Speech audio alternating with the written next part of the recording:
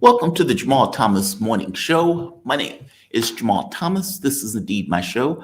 Shout out to the person that was complaining to me about the mic. I have moved it. The sound quality is better. You're being a dick to me, but that's okay. I appreciate the advice. I hope you guys are doing all right today. There is very weird, strange news. And I guess you frame it in the context of one global war with multiple fronts. And when one front doesn't seem to be going well, the pieces could move to another front. It's very strange. If you've noticed, there are protests that are taking place all over the world. In Serbia, there seems to be a color revolution that was taking place. At one point, there was a color revolution trying to brew in Georgia. And it's gotten so frequent that people can even identify it as a color revolution. So the governments will come out and say, they're trying a color revolution, but we are taking steps to avoid it. It is very strange. Azerbaijan is effing around and seems like it wants to find out also. One war, multiple fronts.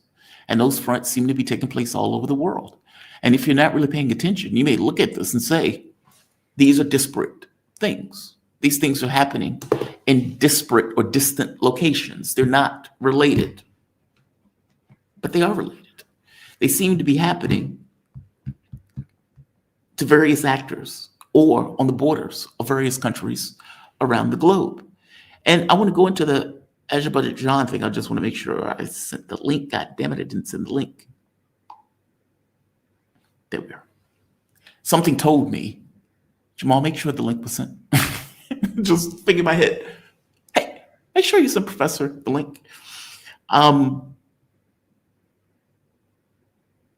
Which is now making me paranoid about making sure I sent KJ the link also. Yes, at some point I will get a producer. And at some point my producer would do these things. And when she doesn't do these things, I'm assuming, I don't know why I'm assuming it's a she, I will bitch it and complain to her. I want to show you a map. This is Google Maps, so there's no hiding the ball. This is Azerbaijan. Azerbaijan. I know very little about Azerbaijan, short of Nagorno-Karabakh and short of its issues with Armenia, because I covered the war when the war took place. I think it was a few years ago. Azerbaijan. Baku, capital. But what's interesting to me is what's around it. You have Armenia, who they had a war with, so not necessarily in the best of terms. You have Iran, who's below it, who just had a war with Israel. And above it, you have the mighty Russia, which as a landmass is just ungodly. Just ungodly amount of landmass. The notion that Russia needs more land is insane. My point in showing you this map, where is it? I lost it. There we are. The point of me showing you this map is that Azerbaijan, the amount of territory that Russia has taken is more than the entirety of Azerbaijan. Azerbaijan, the military, has less people than Russia has apparently killed in the Ukrainian conflict. And they are surrounded by enemies. Do you really want to piss off Russia in this? Do you really want to piss off Russia? Now, what I am referring to has to do with actions that Azerbaijan has been taking as of late. In one sense, it is clear that they were helping Israel get drones into Iran for attacks to take place on Iran, or for that matter, for attacks to take place from Azerbaijan territory into Iran. Iran has requested information about that. I think it's clear that Azerbaijan was doing that. It is suspected that Azerbaijan might have been the gateway that Ukraine used to get those drones into Russia. That is suspected. And Azerbaijan has been making very unfriendly moves towards Russia after Russia has been breaking and cracking down on criminal gangs. Now, Azerbaijan apparently has criminal gangs and mafias working in Russia. Russia has cracked down on some of those criminal gangs, busted and arrested some of those criminal gangs. And Azerbaijan's response to this has been to go after RT journalists. and Sputnik journalists. I believe Sputnik journalists, actually, in Azerbaijan. Now, obviously, I have some feelings about this because I worked at Sputnik, and it was a similar situation. Yep, Sputnik journalists. This is Azerbaijan arresting Sputnik journalists in response to Russia cracking down on criminal gangs. And I'm nailing down the criminal gang part because I'm trying to make the point of saying, if Azerbaijan has nothing to do with criminal gangs and mafias, meaning if the government of Azerbaijan has nothing to do with criminal gangs and mafia and roundabout thugs, why is the government taking a response like this? This is them dragging Sputnik journalists and IT people out of offices in Azerbaijan, Sputnik. Ain't that amazing? Ain't that amazing? That guy, to make this even worse, in the custody, they have been beating up and humiliating Russians. Again, this is in response to Russia cracking down on mafias, gangs in Russia associated with Azerbaijan. Now, again, if the government of Azerbaijan has nothing to do with those gangs and the killings and the drugs and the mafias, then why is the government behaving in this way?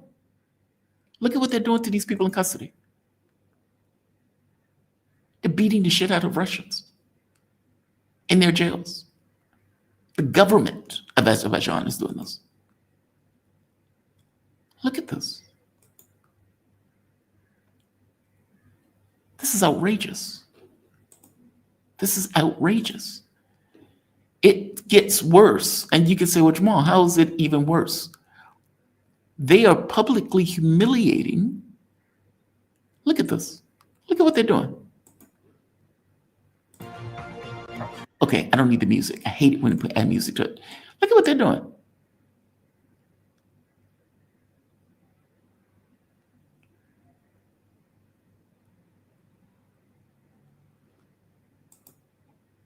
This is outrageous.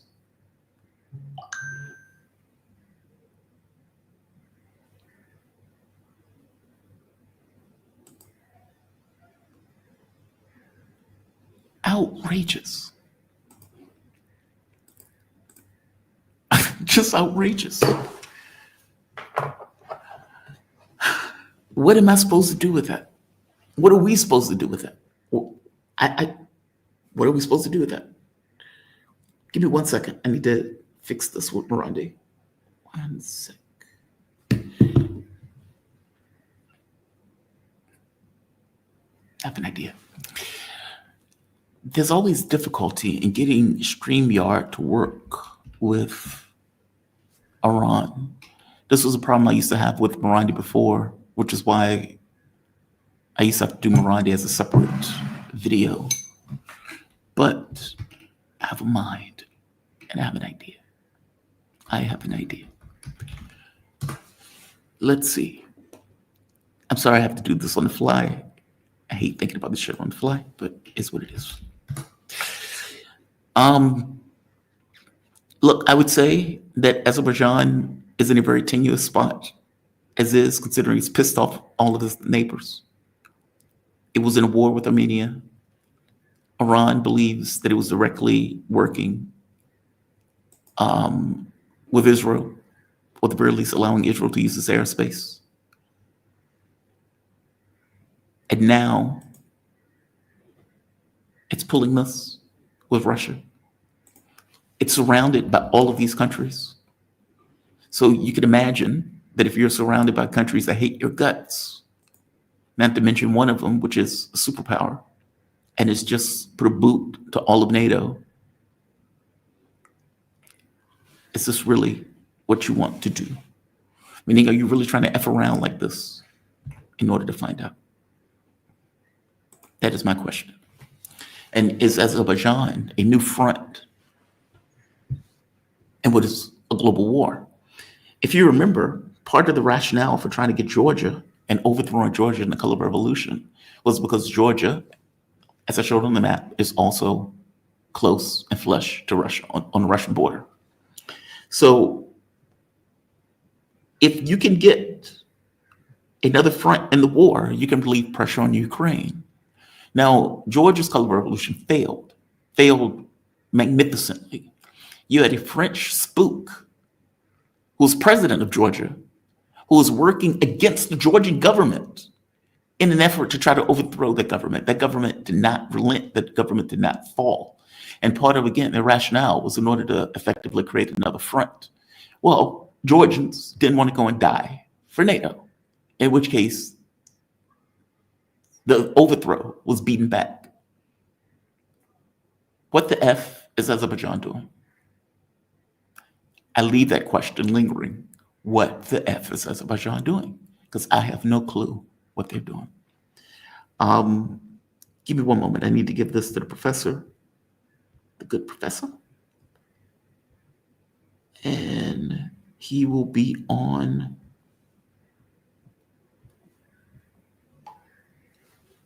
shortly. If my powers of mind is correct.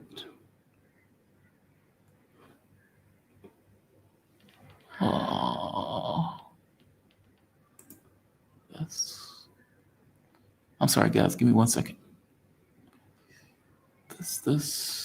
No,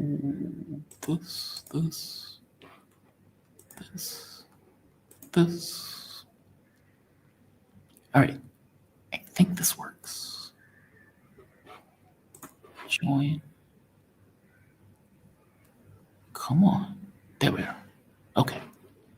Now, if I am right, when the professor joins, I will be able to flip this over to him. Okay, this is Google Meetup.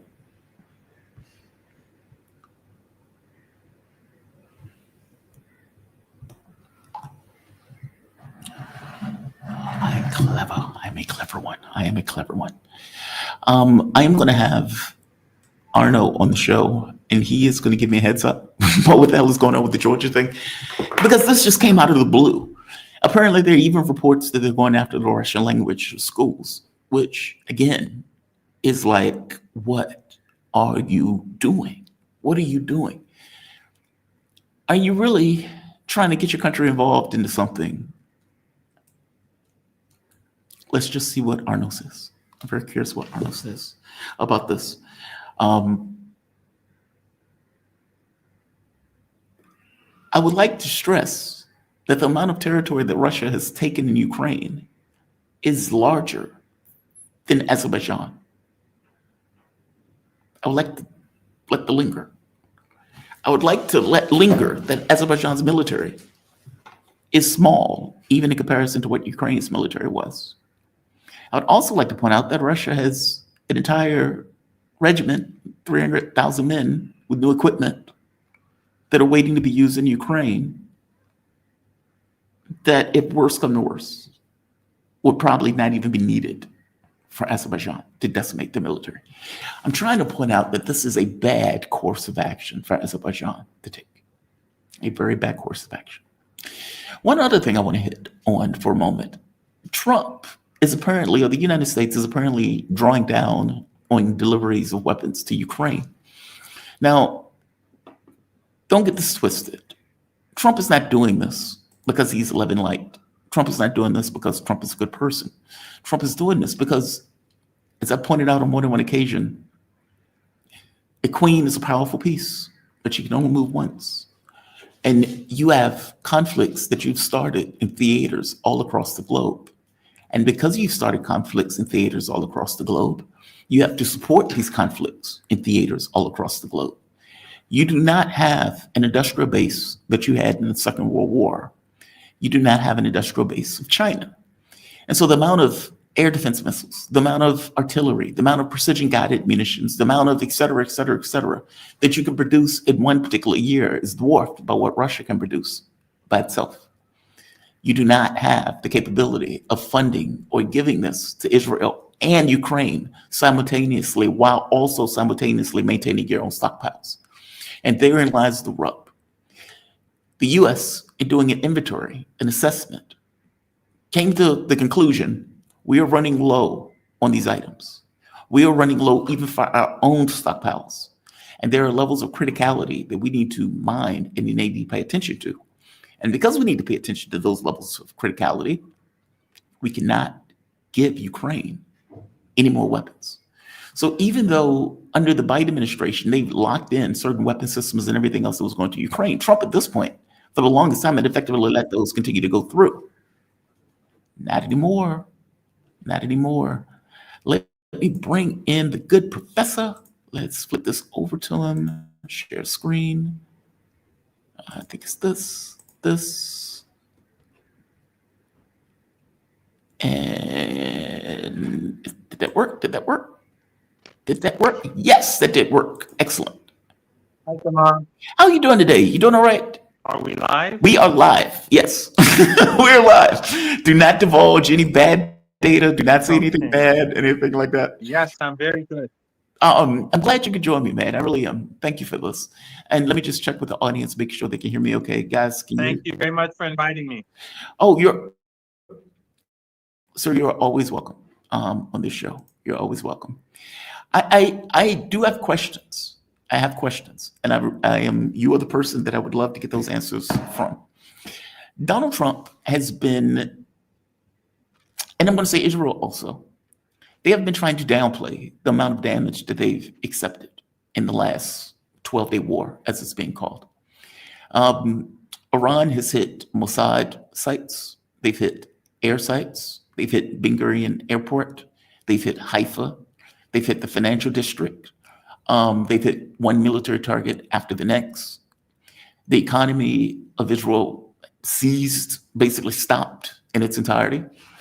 And Donald Trump, daddy, had to get involved to protect Israel when it became clear that Israel couldn't maintain and couldn't keep going in the conflict. Now, they can project something else, but that is true, what effectively took place. That's just reality of events. How does Iran view this? I mean, and I want to step into it, but from your take, how's Iran looking at this? The U.S. is looking at this as if Iran was, quote unquote, beat to hell in the way that Trump would say it. And you have Netanyahu, who is apparently coming to Washington, D.C. to request, and I want to stress request, because there are a lot of people who act as if Israel is a rogue actor. They're not. They're pushed by the U.S. to request to resume operations against Iran. How does Iran view this?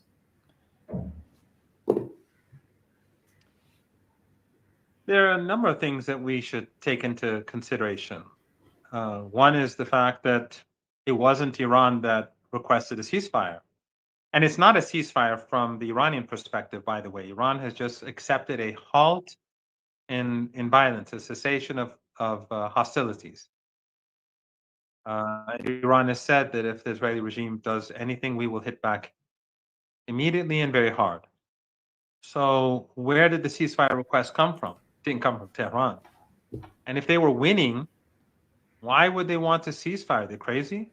Why don't they just finish the job? Let's get it over with and get rid of the so-called regime, as they like to call it. So none of this makes any sense if we were to accept the Trump, Netanyahu, New York Times, Washington Post, Fox News narrative. And we have to keep in mind that the entire Western political establishment and the legacy media, they're all together when it comes to Iran. They may hate Trump over everything else, most of them, but when it comes to Iran, they are full allies.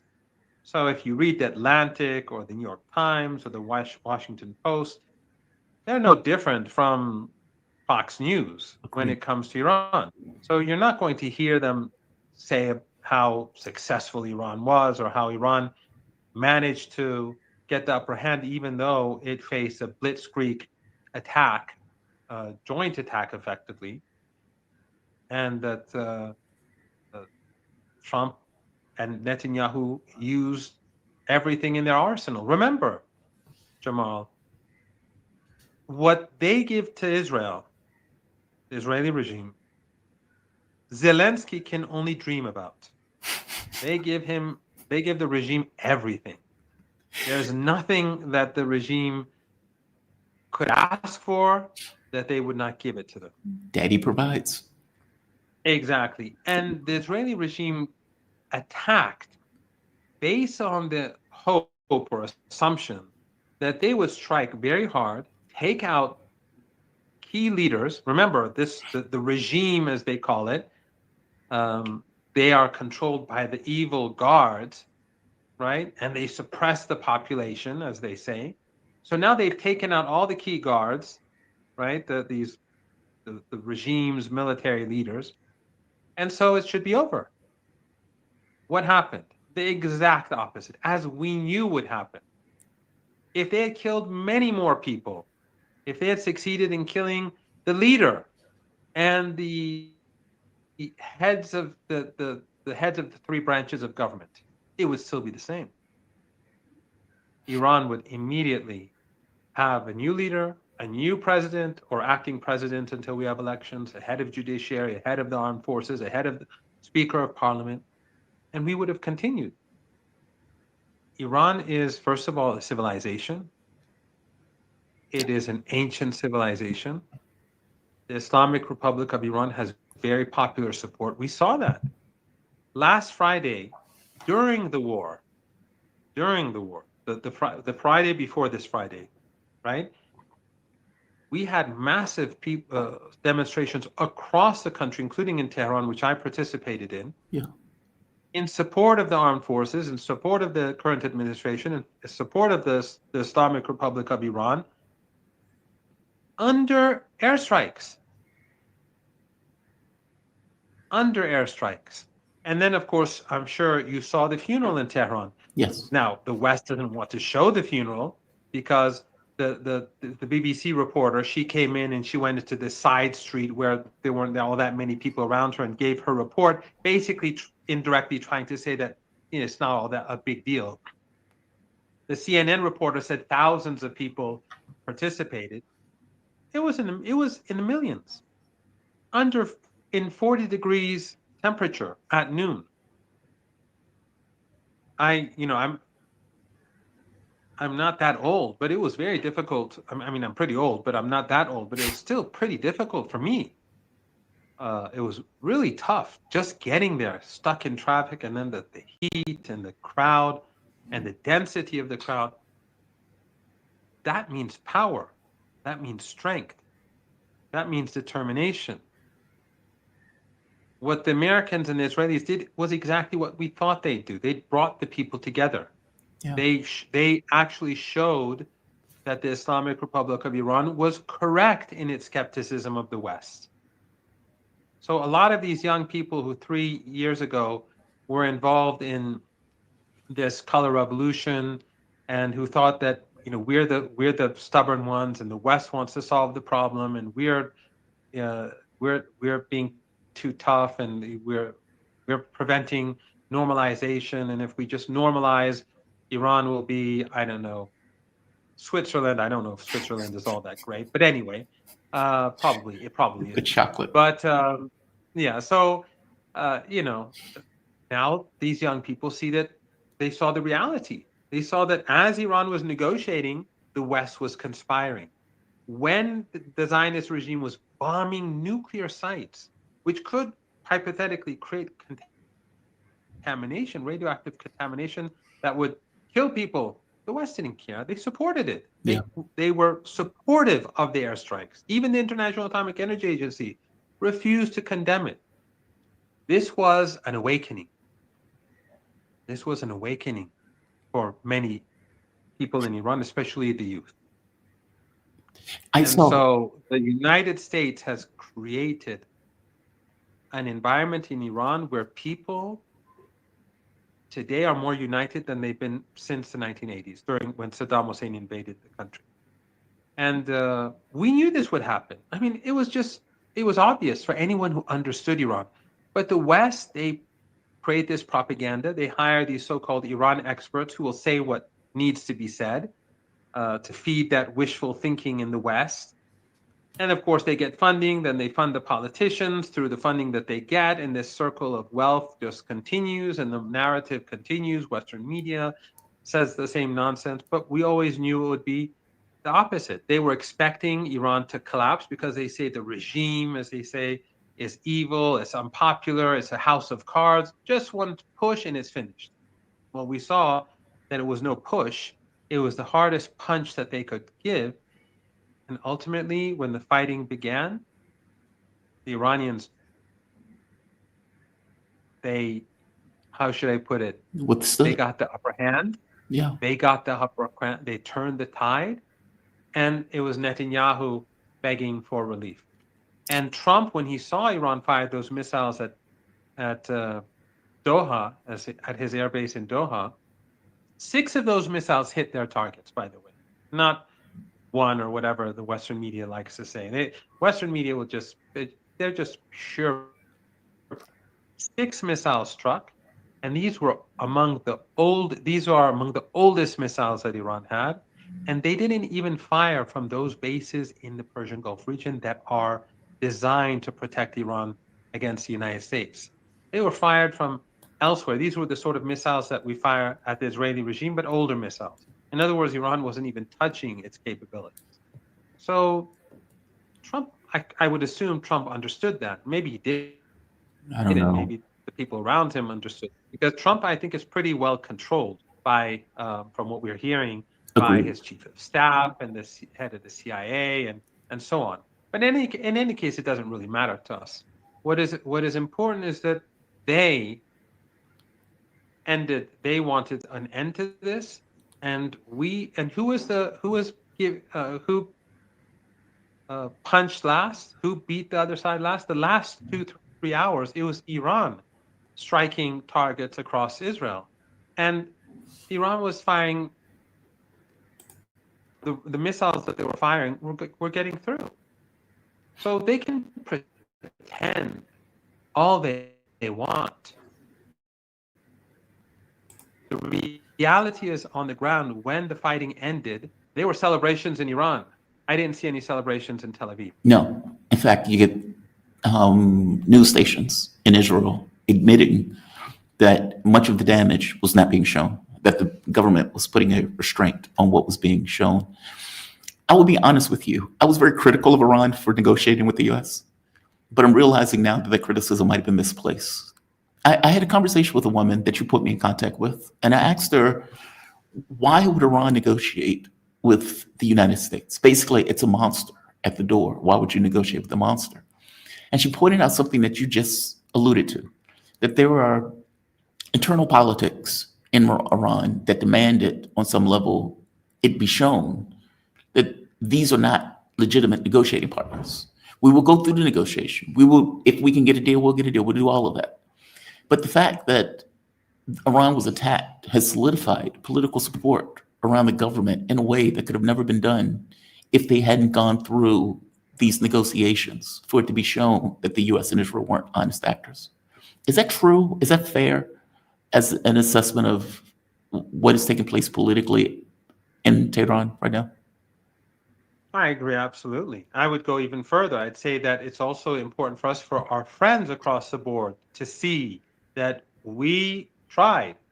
We knew that they were going to attack. I think probably on your show, I said that I don't believe there will ever be a war with the United States, in the sense that the United States would invade Iran and we'd have that. I continue to believe is just out of the question. The United States does not have that capability or the resources. They'd have to bring in maybe 1.5 million soldiers.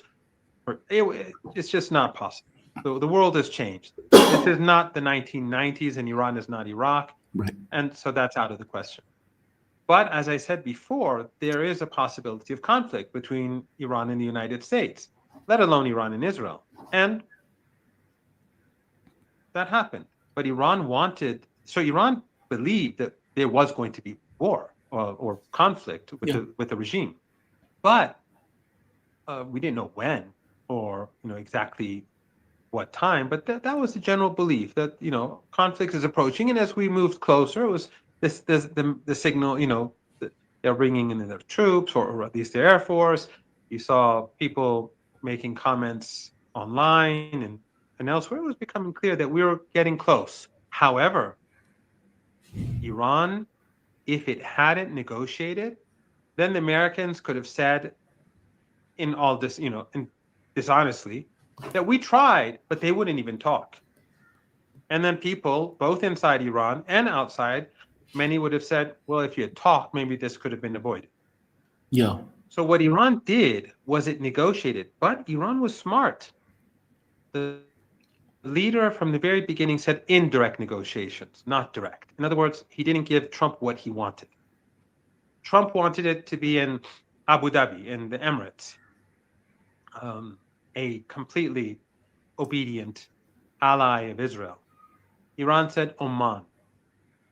Why? Because Iran wanted to say in Oman, in the country of Oman. Why? Because Iran wanted to show everyone that we will not do it the way the Americans want, but we will be at the negotiating table through indirect negotiations. Right. So as the negotiations were taking place, the Americans were conspiring against Iran. And that shattered the worldview of so many people inside Iran. People who just 3 years ago, as you know, who were participating in that color revolution in Iran, people would approach me, former students. They'd send messages. We were wrong. They'd contact friends. We were wrong. Wow. The leader was right. He was right all along not to trust these people. Because what happened 3 years ago with that color revolution, you know, women life freedom and that sort of thing, it was not about women life freedom or anything like that. It was about color revolution. And a lot of these young people thought we're being sanctioned and the government doesn't care. They are being stubborn. And so our lives could be so much better, but these people, they're obsessed with their hatred for the United States. And so they won't do a deal. That was the narrative. And that was something that these Persian language media outlets in the West were pushing, and there are the thousands of online foot soldiers that they have in Albania and elsewhere, Yeah. that they were repeating. Well, that narrative collapsed because everyone saw, you know, wow, these guys were talking, they were conspiring. When they strike even nuclear centers, Europe is saying, yes, we support it. Yes. The IAEA won't condemn it. The United States is backing them up.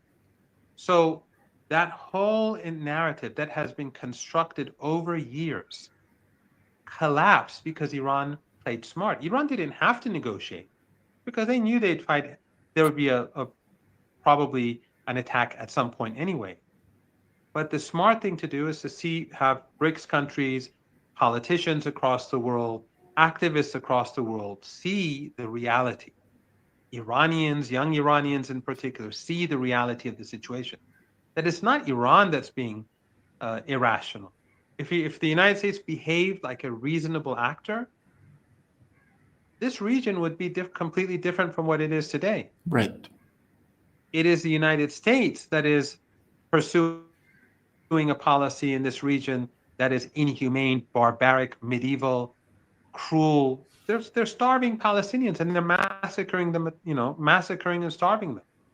As we speak, as you and I are speaking, it's continuing for 21 months. Yeah. And the BBC will try to,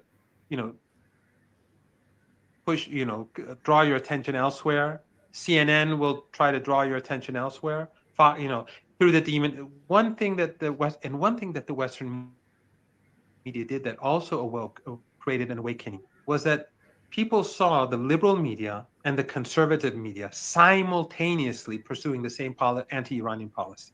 Yes.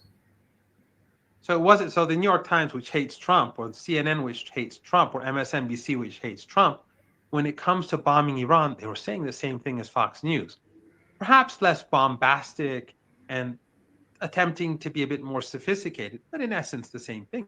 Yeah. This wasn't unnoticed. People saw that, well, there's no real difference when it comes to Democrats and Republicans in aggression and murder and slaughter. So I believe that this, Iran emerged much stronger than before this attack. And political awareness across the country and outside of Iran also has grown. And another thing,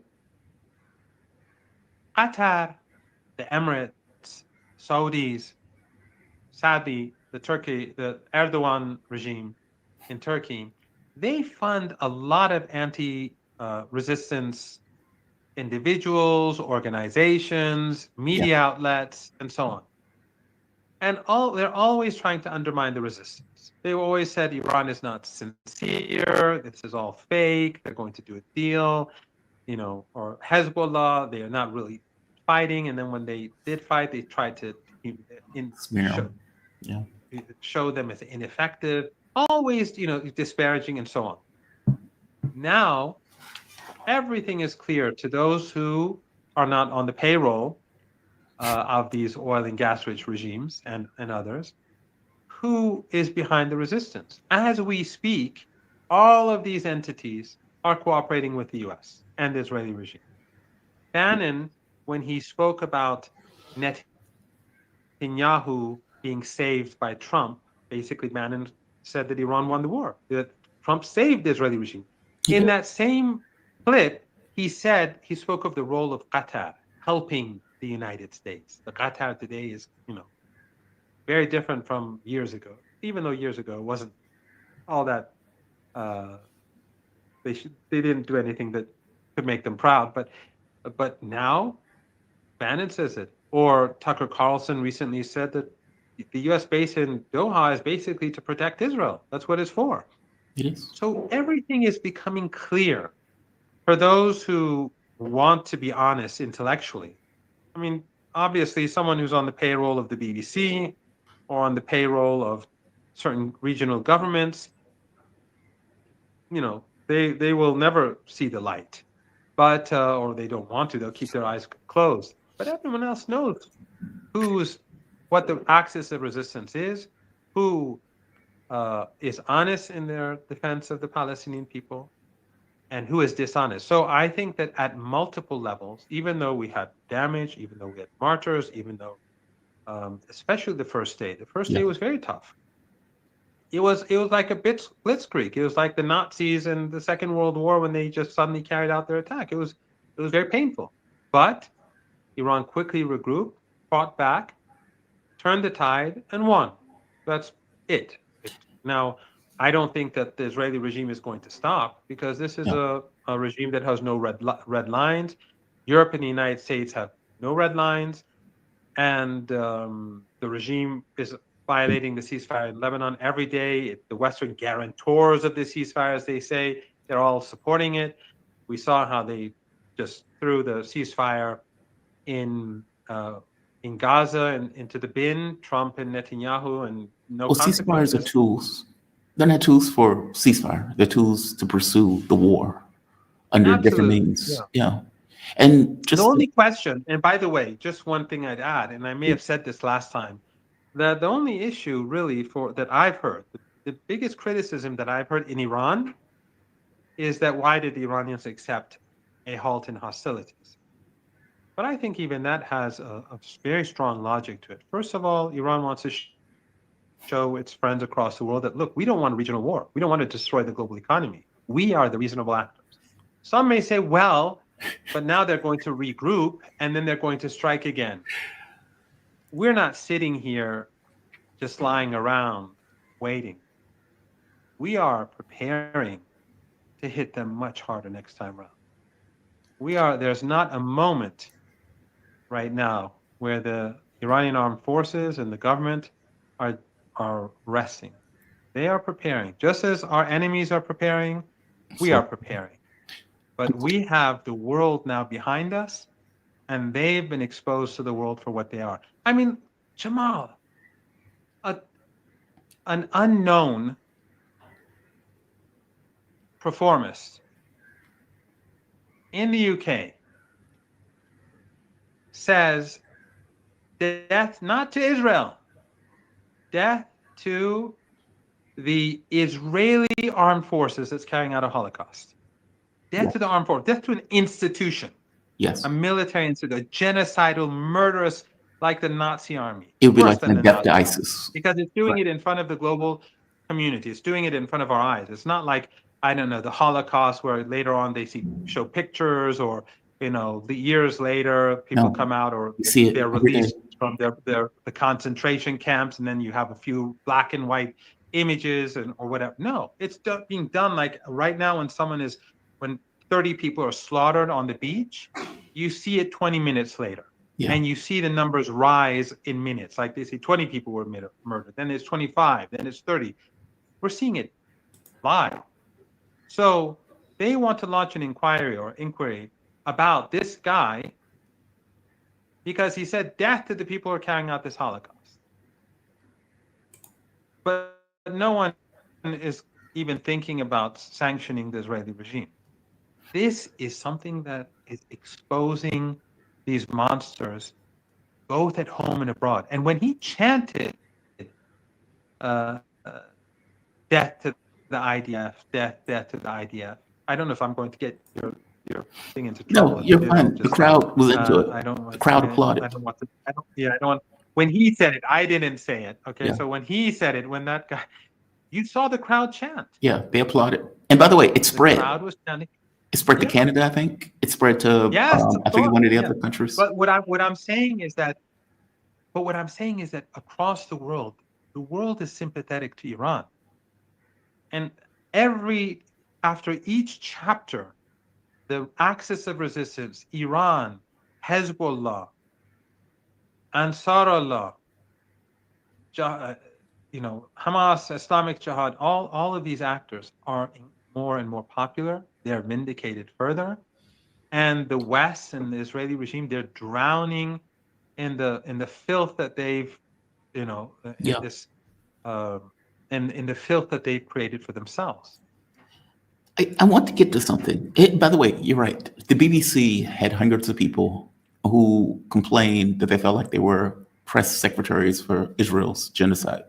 So that there's that. So there are people who feel chained, like stuck within a system that don't allow them to criticize genocide for what it is, being genocide.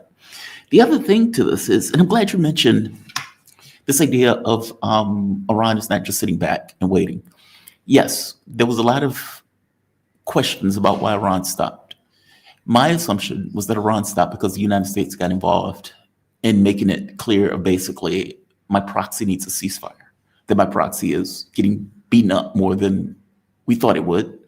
I strongly suspect that Donald Trump thought that Israel could overthrow the government of Iran. And within the first 48 hours, they found out, okay, this is not true. And by day 12, it's like, okay, Israel is taking too much damage. We need to effectively stop. So I agree with you. Daddy came in to save Israel in this case. Speaking about not sitting back. But just one thing I'd like to add. Wait, real quick. I want to ask this. Netanyahu wanted the ceasefire too. Yes, he was begging for it. And Trump. Both of them wanted it.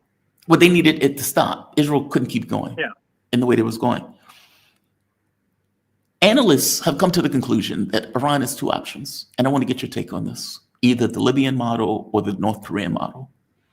And from the Libyan model, it's effectively not go the way of nuclear weapons and effectively get pecked at over the course of years. Or the North Korean model, where build up conventional military, build up an air force, proper air defense, alliances with regional actors, and build your own nuclear deterrent, especially if you don't want, let's say, Russia or China to give some kind of nuclear umbrella where you want to be an independent actor in this. Give me your take on this. Does Iran feel that it's stuck with those two options, either North Korean model or Libyan model, or does it see a different pathway? No, I think it's fair to say that this is the Islamic Republic of Iran's model. And that is what's making it attractive now across the world. Remember, the antagonism towards Iran is unprecedented. You have the entire West, not 1 month, 2 months, but for 45, 46, 47 years, telling people how sinister, evil, corrupt, nasty, irrational, barbaric, medieval, reactionary, dangerous Iran is, right? And then you have these regional regimes that are in the American camp through their oil and gas wealth, promoting Wahhabism and Salafism, the very same Islam that the CIA wants. And so we're the ones being called medieval and evil and so on, but the West, the United States and its regional proxies and allies are creating that very same ideology and promoting it across the region and across the world. Right. And using it for their purposes. Like, for example, the people who were carrying out attacks in Iran during the Israeli regime strike, these were people who were cultivated by the regime and definitely Western intelligence agencies and then handed over to the regime, who were Wahhabi, who were Takfiri, who were ISIS and Al-Qaeda, many of them, not all of them, but some were just mercenaries and Yeah. so on. But many of them were from these very same groups that were created by these oil and gas dictatorships. The groups that were used in Syria, that were used in Iraq, that were used in Chechnya, that were used in Libya. They were used in Libya. They were funded in Libya before going to Istanbul to redirect their focus on Syria. They overthrew the Libyan government. Mhm. So all those narratives that were created by the West and their regional proxies that were racist, sectarian, full of religious hatred, both in the media and also through their cultural institutions that have oil and gas wealth behind them, that has basically collapsed. Now you see people across the world looking to Iran as the last hope. Professor, I agree with And you the on that. West is But the last hope in the context of remaining intact, and in remaining intact, there's a question of, okay, because look, level with me on this. Iran just decided to what people will call the worst of both worlds. What they mean by that is, obviously, you're a sovereign country. You can do whatever you want. That's my point of view. Obviously, the United States has no right to have any conversation with Iran about things that are pertinent to Iran, especially in regards to their nuclear development. But Iran decided, okay, we're going to go 60%, but we're not going for a nuclear weapon, which seems odd. It's like, okay, so you don't want the nuclear weapon, but you're going to enrich to 60%. Now, argument can be made that that's being done in order to, as a negotiating tactic, but I suspect part of it too is there's division in the country on where to go with this. Whether it's, do we go for a nuke or do we not go for a nuke? And you would have people who say, yes, we should. And people, I saw a one. okay. Let's leave it there for 1 second. Please. This doesn't mean you can also interpret this as the best of both worlds, not the worst of both. Please. Iran, first of all, within the framework of international law, has a peaceful nuclear program. Mm-hmm. It has a power plant, and it's building more power plants, so it needs nuclear energy. Yes. It has a experimental reactor, which is used for medicine, for industry, for agriculture. So it needs uranium at 20%. It has enriched uranium at 60%, which is legitimate. It can enrich uranium at 99.99%, and it will still be in accordance with international law, Yes. as long as it's not deviated towards military usage. Professor, just But so Iran you're clear where I did it. am, I think you should have built the bomb. I get that. Okay. I get what you're going to, but let me just point. Iran made that 60% and said, "You don't want us to have 60%? Remove the sanctions. Remove the sanctions. Stop killing people. Stop strangling people." Yeah. So what did the United States? They bombed Iran's installations.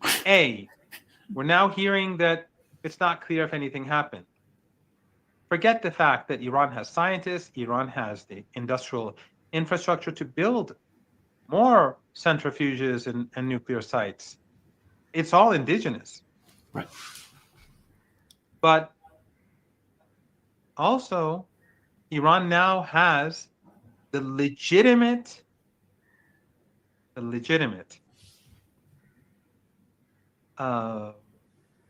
concern for Western attacks on Iran's nuclear sites. So it says, the International Atomic Energy Agency, you're out. So who is the loser? Iran has enrichment capabilities. It's unclear if the United States, how much damage has been done to Fordo. And remember, the 3 sites are not industrial sites. Right. They haven't, it's not like as if billions of dollars were lost.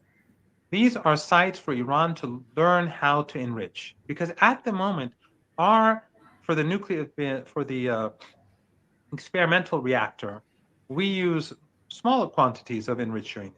For the nuclear power plant, we are using fuel that the Russians are providing. But we need to know how to enrich, because if tomorrow the Americans block our us from importing nuclear energy, then we have an electricity crisis. Right.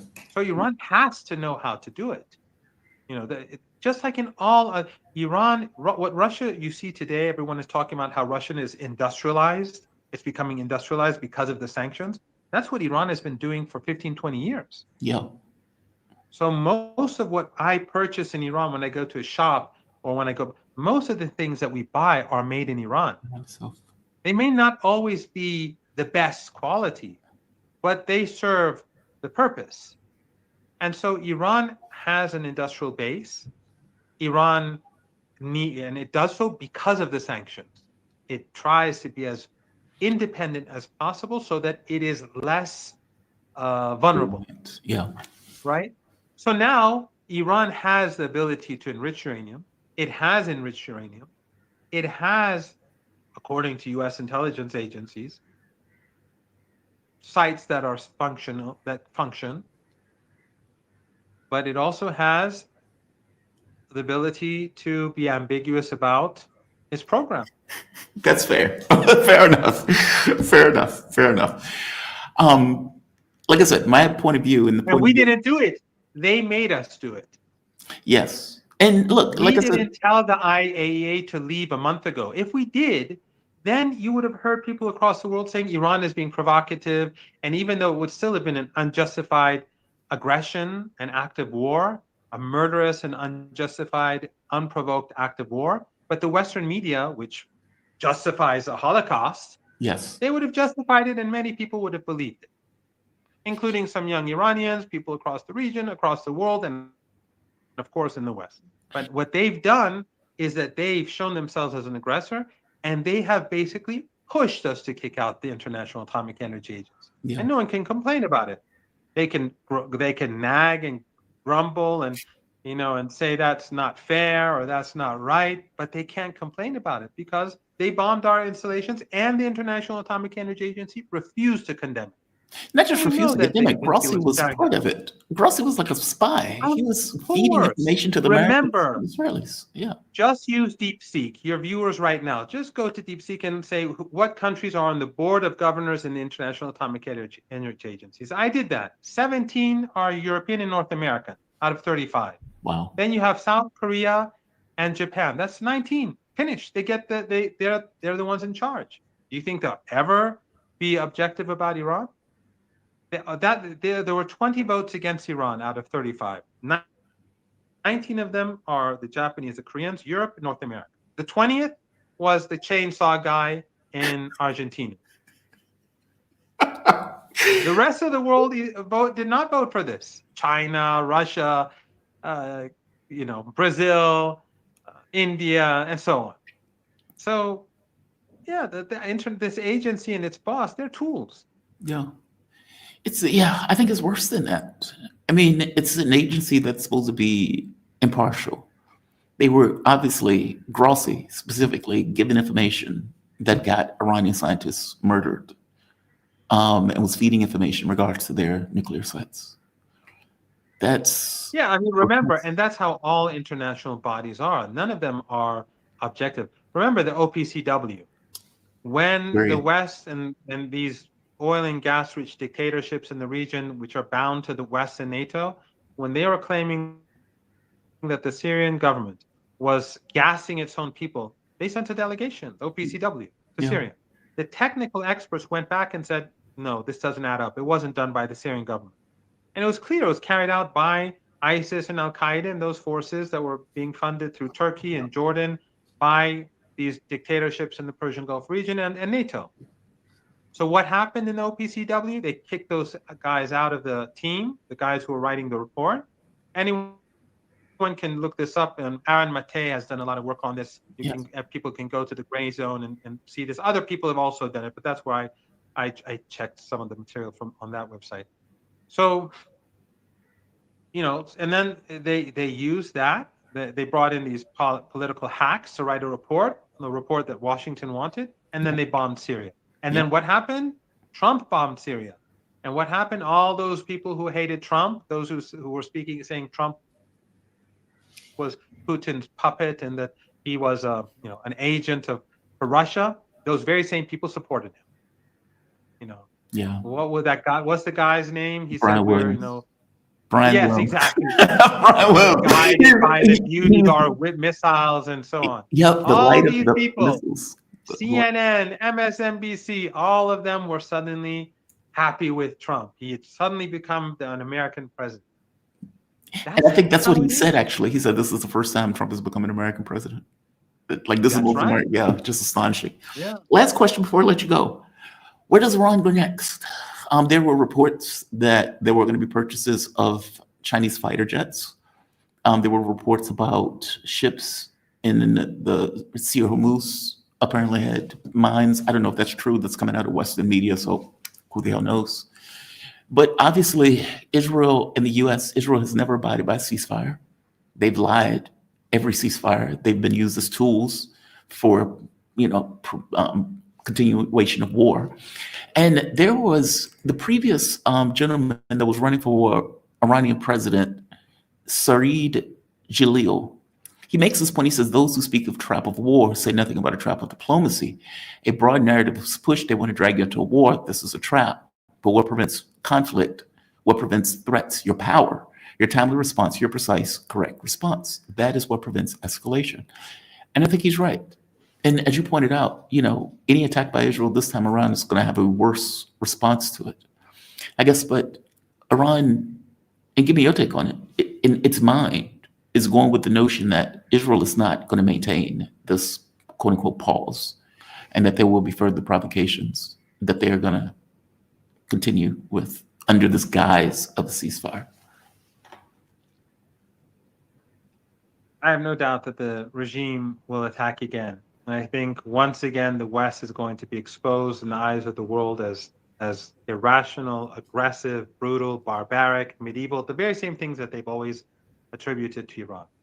And sympathy and support for Iran will increase further. Yes. And global South countries will be more concerned about the West than before because they'll see that the West just won't stop. But Iran is preparing itself. And Iran has not used most of its capabilities. The Israeli regime did everything it could. Iran is going to root out and find out and deal with these mercenaries that the Israeli regime has been using, ISIS and Al Qaeda and Takfiri people who've been brainwashed for decades through oil and gas wealth, and who've been used in the Libyan theater, the Afghanistan theater, the Syrian theater, and elsewhere, and in Yemen too. They've been used against Ansarullah, the Yemeni government. Iran has its own technological capabilities. These missiles are all Iranian. These drones that are not talked about a lot, but a lot of Iran hit a lot of places in Israel with their drones. Mm-hmm. And Iran will prepare itself. I mean, whatever weapons they need, whatever capabilities, and they've learned a lot from this war, because the Israelis have shown what they have. And again, it was far more difficult for Iran than for the Russians, because Zelensky doesn't have any of the stuff that Netanyahu has. Both are part of the Western Empire. But one is obvious, and Zelensky is easily sacrificed for Netanyahu, as we saw. They did. Yes, so, they did. They dumped Ukraine for Tel Aviv. They dumped Ukraine for the Israeli regime. Yep. Overnight. So next time round, I think probably the regime will be more barbaric than before, but I think Iran will be decisive. Iran's response will be decisive. Professor? And if anyone tries to deal with Iran in the Persian Gulf, they'll find out Iran's capability is the hard way. Professor, always appreciate it. Always appreciate it, man. You please be safe, and thank you for this. I really appreciate it. You have a good one, and I'm going to close this out. Be safe. Have a good night, okay? You too. All right. Let's see this, and this. Shout out to Professor Marandi, professor of, just to nail it down, Professor Marandi. He is professor of English literature and Orientalism at the University of Tehran, and he is always appreciated on this show. I'm going to go to my guest, though. He is waiting patiently in the background. Arnaud Develay, my man. How you doing today? You doing all right this morning? Well, it's not this morning for you. It's midday for you. Hello, Jamal. It's actually this afternoon, yes, but yeah, it's we are hanging in there. Yes. Yeah, for me it's at night, even though I'm having a morning show. So weird. Arnaud Develay, he is an author, political analyst, and international lawyer specializing in international criminal law. His latest book is Foreign Entanglements, Biden, Ukraine, and the Fracturing of America's Political Consensus. I don't know if it was you or if it was Mark, but somebody said, don't mistake the wife for the mistress. And I think Zelensky is finding that out the hard way. And the reason I bring that up is because just before you joined me, it came out that the United States has stopped giving certain weapons to Ukraine. Now, part of this had to do with an assessment that came in right here. And these were weapons that apparently the Biden administration had promised to Ukraine. But after an assessment, the United States decided we don't have the capability of funding both Israel and Ukraine, and our own stockpile is running low. And so one of the things that Ukraine obviously needs is air defense. That is going to be one of the things that they are no longer getting. Certain precision-guided munitions, artillery, et cetera, those things are no longer going to Ukraine. You can imagine that's a bad day for Zelensky. That's a bad day. Give me your take on that before we move to other items. I mean, do you think there's more to it than just the U.S. stockpiles running low? Do you think Trump is moving in a particular direction? And one last point. If you remember at the NATO summit, Trump was like, yeah, we're going to give them what they need. We're going to give them more equipment, more materials, et cetera. And a week later, yeah, we're going to stop. We're going to stop giving them their stuff. Give me your take on this. Do you think there's more to it than just stockpiles running low? What are your thoughts? Well, I think with Trump, we've gotten used to his somewhat misdirection tactic. You know, he will peddle out some elements of language. As you said, in NATO, he mentioned that there might be a possibility to ship Patriot missiles. And then, as you underlined, a week later, we will. Sorry, but no can do. So no, this is par for the course. I guess I look at it like a two-stage rocket.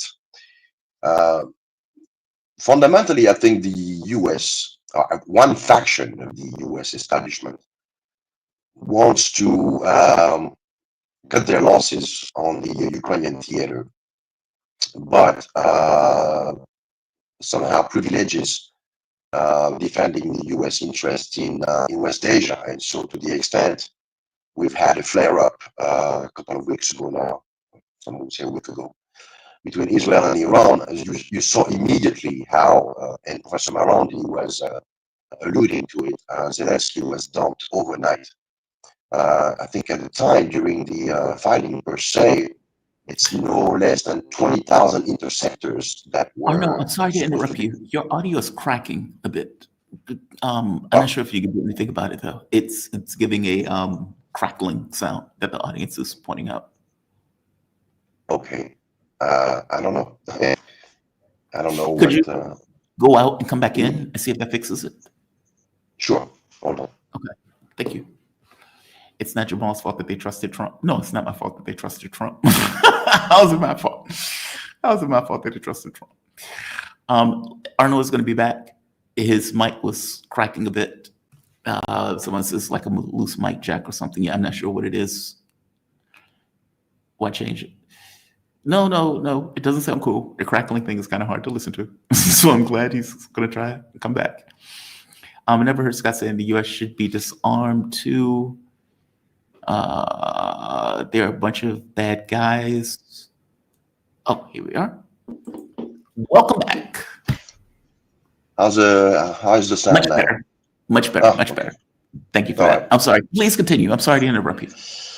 So yeah, so basically, yeah, Ukraine is yesterday's love story, to make a long story short. But the second stage of the rocket, the second component, is that there's this long-held hope to finally pivot to Asia. Yes. And so even within this particular context, as we've seen, we might spend a few minutes to discuss what happened in West Asia the last couple of weeks. But obviously the US does not, at least for the moment, and not to a comprehensive extent, be dragged into a forever war with Iran. So Netanyahu was given his window of opportunity, although it's important to stress that what happened in the opening hours of Israel aggression against Iran only happened because the architect of True Promise 1 and 2, who was martyred during the initial attempted decapitation strikes, he discovered the imminent attack and the infiltration.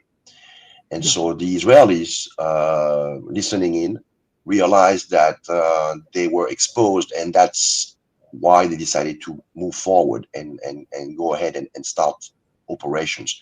Not unlike what happened in Lebanon a few months back, remember, with the beepers.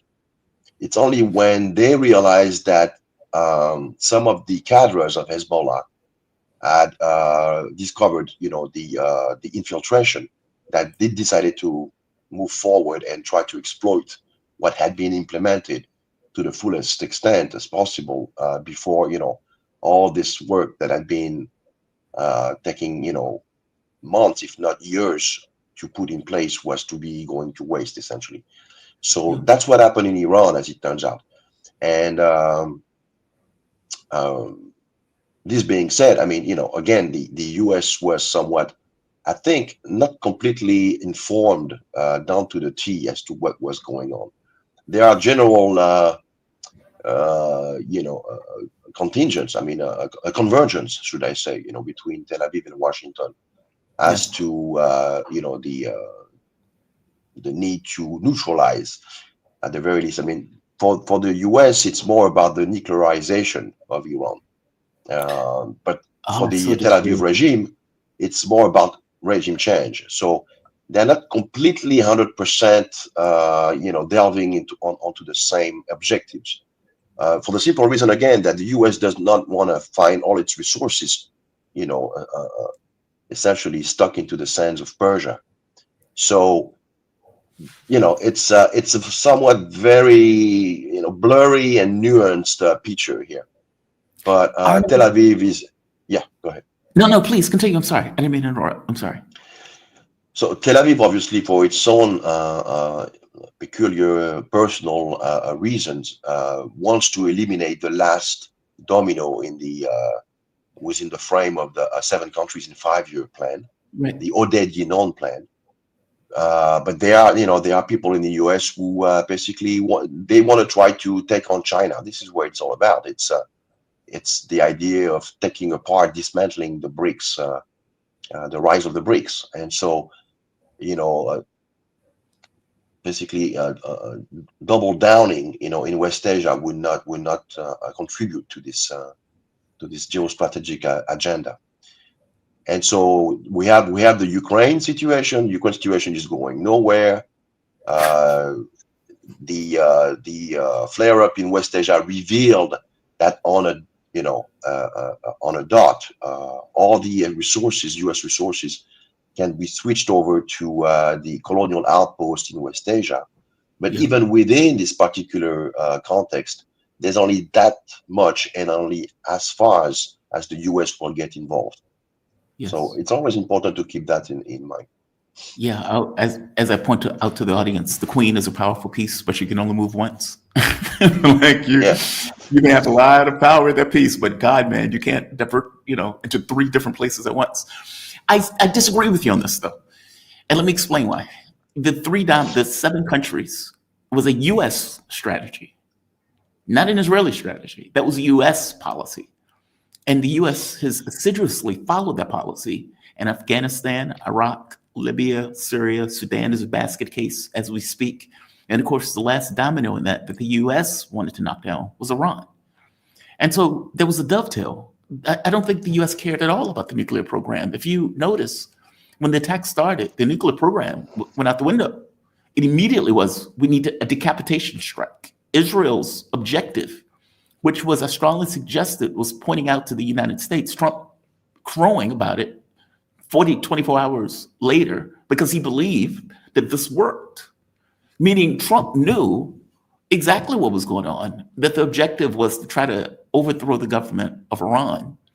And Trump, when he thought it was a success because he's incompetent and he believed the nonsense that they told him that the Israelis can do it, we don't have to have our hands on it, we can have this kind of political distance from it, was out there crowing, well, we told them they should have made a deal. They should have told, they should have came to the deal. They should have agreed to whatever we told them to agree to.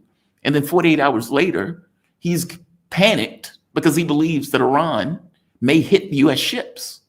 And is out there saying, well, we didn't have anything to do with it, but don't touch our ships or else. Meaning that's fear. That's him being freaked out because he's perfectly aware that Iran knows you tried to take down our government. We know your hands were on it, and you don't know how we're going to respond to it. And we may have 20,000 dead Americans coming back in body bags as a result of your hands being on it. That was US policy. That wasn't just Israeli policy, that was US policy also. Do you disagree with that? I mean, I agree with you that the US doesn't want to get bogged down in a war in the Middle East. 1,000% agreed. But if they can take down a government on the cheap, and if Donald Trump can come out believing it's a win, he'd do it. He'd do it. Give me a take. Maybe I'm wrong. Maybe you can dissuade me from this point of view. No. I think we're both looking at it like it's some kind of dichotomy, and you're right. It's not a dichotomy. I mean, the two countries, and it's somewhat very difficult to analyze which is the dog and which is the tail of the dog, because we have such a unprecedented symbiotic between the two nation states. Keeping in mind that fundamentally, no two nation states share the same sets of interest. Agreed. In the case of the US and Israel, in the wake of 9/11, they were somewhat trying to sell us that there was no light of day between the two countries in as far as what they were seeking. Yes. But I guess this stems from an ideological current that took over the State Department and a substantial part of the Pentagon with the neocons. But the neocons are not the only faction within the deep state. And so I think that to the extent they may have some sway still today, cross-party line, there are elements, within the Pentagon who are trying to, refrain the U.S. from getting dragged into a situation. Because let's put it this way, I don't think Tel Aviv would care if the U.S. was to lose itself. I mean, in the most literal sense, in a forever war with Iran. As long as Tel Aviv emerges as the new hegemonic power in the region, and owing to that region's being rich in oil and gas, controlling all those routes, somewhat getting 1 foot on the bricks and 1 foot in what remains of the Western sphere, they would basically leave the U.S. as a empty husk behind them. They would not care about this. Well, let me dig into that for a moment. Do you think Russia would get involved in the case? I mean, this would be the U.S. taking down an ally of Russia and China that is vital to any notion of multipolarity. Well, where I'm agreeing with you is that to the extent Iran is the main purveyor in oil to China, it's 1 million barrel a year. China depends for 70% of its energy from petrol supply from Iran. So that would definitely somewhat serve, that would somewhat serve the U.S. interest to have Iran being somehow taken out. But Iran is not alone. It has those 25-year partnership with China signed in 2022. It just signed a strategic partnership with Russia, although it does not include a mutual defense clause. Yeah, that's right. But there's also the North-South corridor, which Russia has invested a lot, to get access to, the Indian Ocean. So it's all part of something that's much bigger than any one of those three individual countries taken separately. We're talking on top of it with a political culture in each of those countries, which is not predicated on a 5-year presidential term with half of it spent on political campaign. We're talking about very stable governments who are, planning decades in advance. So to that extent alone, it would have been difficult to anticipate a quick, one raid and you're out, unless they had taken out the spiritual leader of Iran, Ayatollah Khamenei, which might have been a game changer, but they failed in doing so. And so basically, it only took time. They have such a strategic depth as well. So even though the Israeli Air Force might have exercised a measure of control over the western airspace of Iran, that was not the case for the entirety of the country. And they were able then to retreat to the center of the country and the eastern part and activate those missile launchers. So, it was, you have a very small window of opportunity. The US somehow accommodated the Israelis only to the extent that they realized that Iran wasn't going to fall over like Iraq did or Syria eventually. And by that time, it looked like, we have to rethink this. Let's implore for a ceasefire.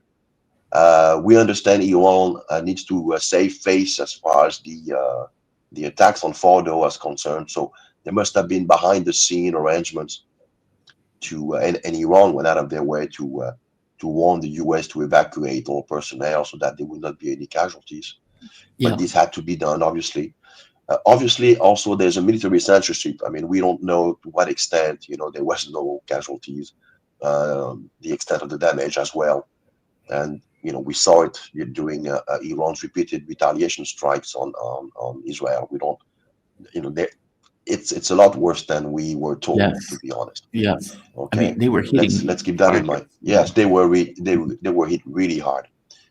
So for the time being, somebody said very rightly that the ulterior motive of all three parties in this particular conflict remain as they were before the hostilities broke out. And so we can only expect that down the road, we're going to go, to another round of it. But, the effect of surprise, obviously, in as far as Iran is concerned, has passed. Iran has identified also the offensive potential of the Israeli, and they know what they're dealing with. They're going to make the adjustments. They're going to, in a hurry, get themselves a fleet that can engage the Israeli jets when those, come back. And we can expect the next round to be quite different. Yeah. It is. I always say racist people don't see the world clearly. And when people would come on, it was like, but it's not rational for the US and Israel to attack Iran. I was like, these people are rational. And I would point out, they thought that Ukraine was going to be able to take down Russia. And they also got that wrong. They thought the Russian economy was going to collapse. They got that wrong. And when they're looking at Iran, they thought Iran is a weak link. We've taken down Syria. Now let's go for Iran. And they got a rude awakening. It's amazing to me that they thought this one sharp, blunt push would knock down the government. And it didn't work that way. And so I agree with everything you said on that front. Well, to be sure, there are voices in the Washington establishment who have been telling the neocons about all those things, even including Iraq prior to the illegal invasion of 2003. Lots of warnings about, what are we going to do? I remember, this famous quip, you break it, you own it, right? Right. Why didn't Bush Sr. go to Baghdad? Because he understood the implications if you topple the government there. So, those warnings in all those different stages, they existed in Washington. The problem is the neocons have established such a tapestry of interlocked think tank. They control the media. They have a strong interface with Wall Street, and that extends to the to the media, and so it's a vacuum and Yeah. only one sound is echoing, with the consequences that you alluded to. I'm curious on something else. Russia's liberated, and there are two topics I want to get to. I want to get to the liberation of Lugansk. I want to get to Crocus, and I want to get to Azerbaijan because I don't know what the hell Azerbaijan is doing right now. From the standpoint of liberation of Lugansk, okay, that is a big, I don't want to call it trophy, but it is a trophy. It's indicative of an inability for Ukraine to continue to stand and hold their ground. From my understanding, Russia has another military force of 300,000 that they haven't even used. They just have it in reserve with new equipment. They have another force that is on the Finnish border that, again, it's not being used. They're building armaments, they're building barricades and everything else just in case there's a war with NATO. But again, those soldiers aren't being used. And Ukraine right now is down to like 300,000 men. So Russia has more people in reserve than Ukraine has on the battlefield. Am I getting this right? Tell me if I'm wrong on this. Well, a lot of those elements are subjected to military censorship, so I will not It's hard delve to know. into it.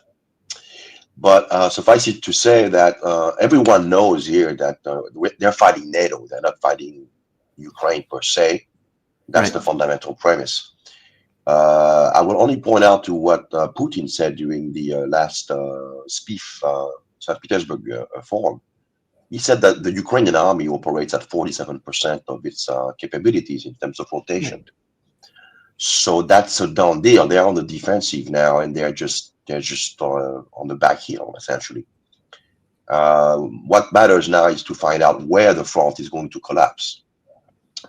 So the Russian armed forces are probing wherever they can, using those well tried out, well weathered tactics now of sending small groups, to try to, identify soft spots. Mhm. And it's difficult at this point to predict when the front line will collapse, but it will collapse at some point. It's not sustainable. And as you mentioned, the assistance now is going to be diverted to other theaters. So that's the trend, and that explains why we've had this those violent attack, savage attack last night from Donetsk. Donetsk Yeah. had not been hit for years, and they just threw for no purpose whatsoever except to inflict terror or out of spite, out of rage, I guess. So the regime is really getting increasingly nervous, and that's a telltale sign, if you ask me. Well, Russia has been waging, the attacks have been withering recently and seem to get more aggressive. I mean, they launched like 500 drones, missiles, etc., taking down, I think it was a chemical plant, taking down drone factories, hitting Kiev, hitting effectively all across Ukraine. Is the belief that, is the belief that at some point a front collapses and Russia just takes it? I mean, is the thought to go after Kiev? Is the thought to take Odessa? Are they trying to take Western Ukraine? Are they trying to create a buffer? Putin said something, by the way, when at the same conference that you mentioned before, he said something to the effect of, look, we're not going into the trap that the USSR went into, where we continuously increase our military budgets to the point of to the detriment of the country. And he said within a year or so, they're talking about cutting their military budget, which means 5%. that in his belief, this is going to be over with. Like, it sounds like his belief is within a year or so, this war is done, that Ukraine at some point will collapse. And that in the context of that collapse, they can bring down the military budgets. Is that the thought? Well, if the current situation remains true to form, it's a trend that can only lead to a collapse. And so, again, the question is, how long is this going to take? Might it take 8 months, 6 months, a year? Yeah. But I think they have projections, but it's difficult to know for sure. Don't forget the Ukrainian army is very brave. I mean, in the sense they know how to fight. and a Yes. lot of them are so, I guess, propagandized that they will fight to the end. So it's a matter of proceeding with the idea of trying to minimize the loss of life as much as possible. If Russia wanted to just go like the Guderian way of the Blitzkrieg way, they could. But what would be, like you said, this would be on top of it falling into the trap. They don't need this. It has to, what goes on the terrain has to reflect what is being relayed in official statements, which is basically, to protect those 4 oblasts.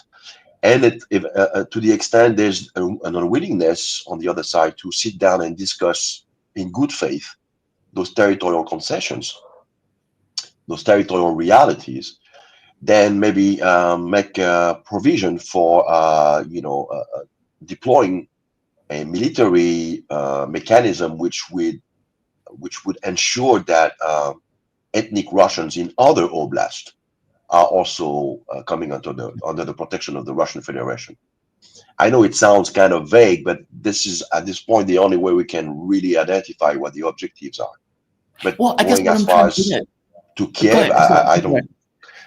I don't see the necessity to go to Kiev. I mean, it all depends on the evolution, and the evolution is a day-to-day, situation. Obviously, we don't know really what goes on. I mean, I guess at the highest level here, they have some feedback. They get reports as to the mood of the population, and there was an interview by the former Prime Minister of Ukraine, Zavarov. No, Zavarov.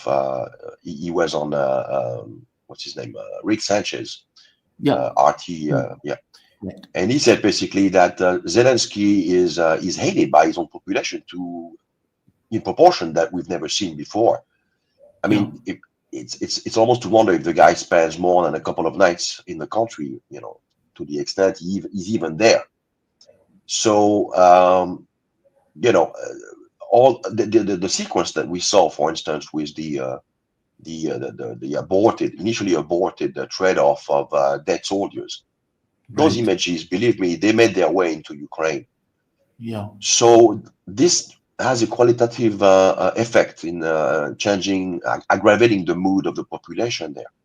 And to the extent those families realize that they've been lied to all throughout, they have nothing to lose. They've lost their loved ones. They've been cheated on, what was promised to them. I mean, they don't believe in anything at some point. They just want to exact revenge on the guy.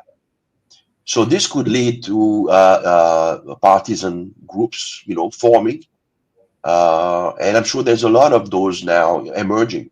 We don't have any data on that. Mhm. There are data, but on our level, we don't know the exact configuration. But I'm pretty sure that we're probably witnessing an uptick, a drastic increase in partisan groups within Ukraine, who are somehow trying to accelerate the demise of the regime. I guess my thing is, if you don't go to Kiev, because correct me if I'm wrong, going to Odessa is somewhat difficult to do if you don't go to Kiev first. Or is it true? Am I getting this wrong?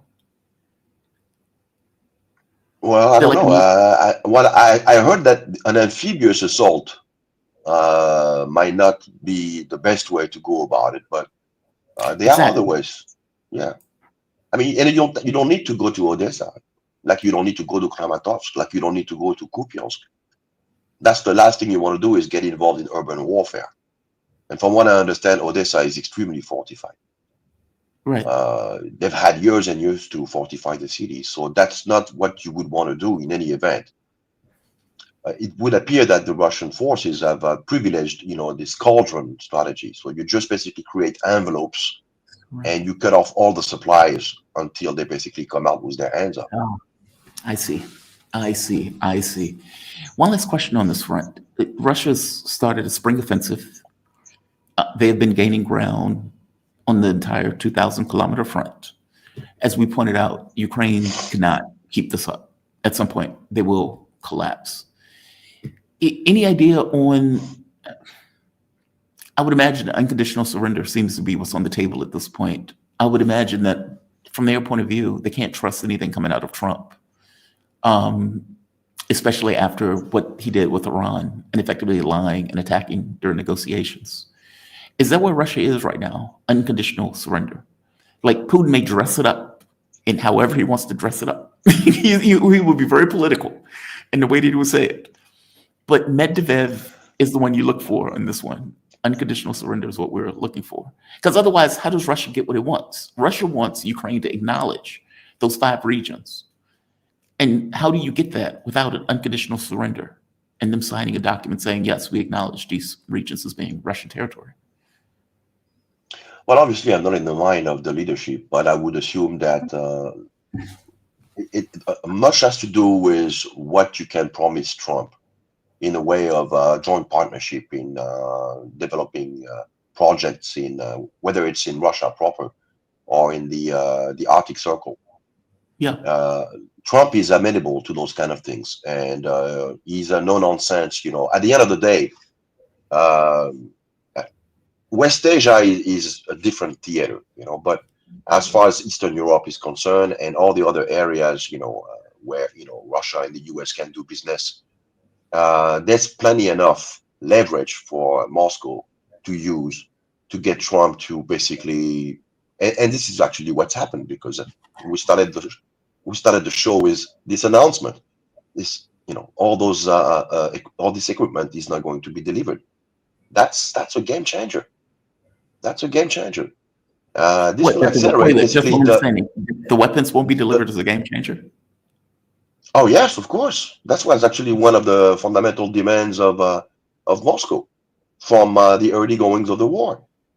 They used to, and they have been saying all along, if you stop providing weapons, equipment to Kiev, the war will be over in a couple of months.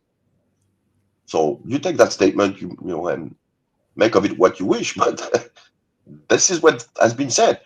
So I think they've understood basically what the game changer would be.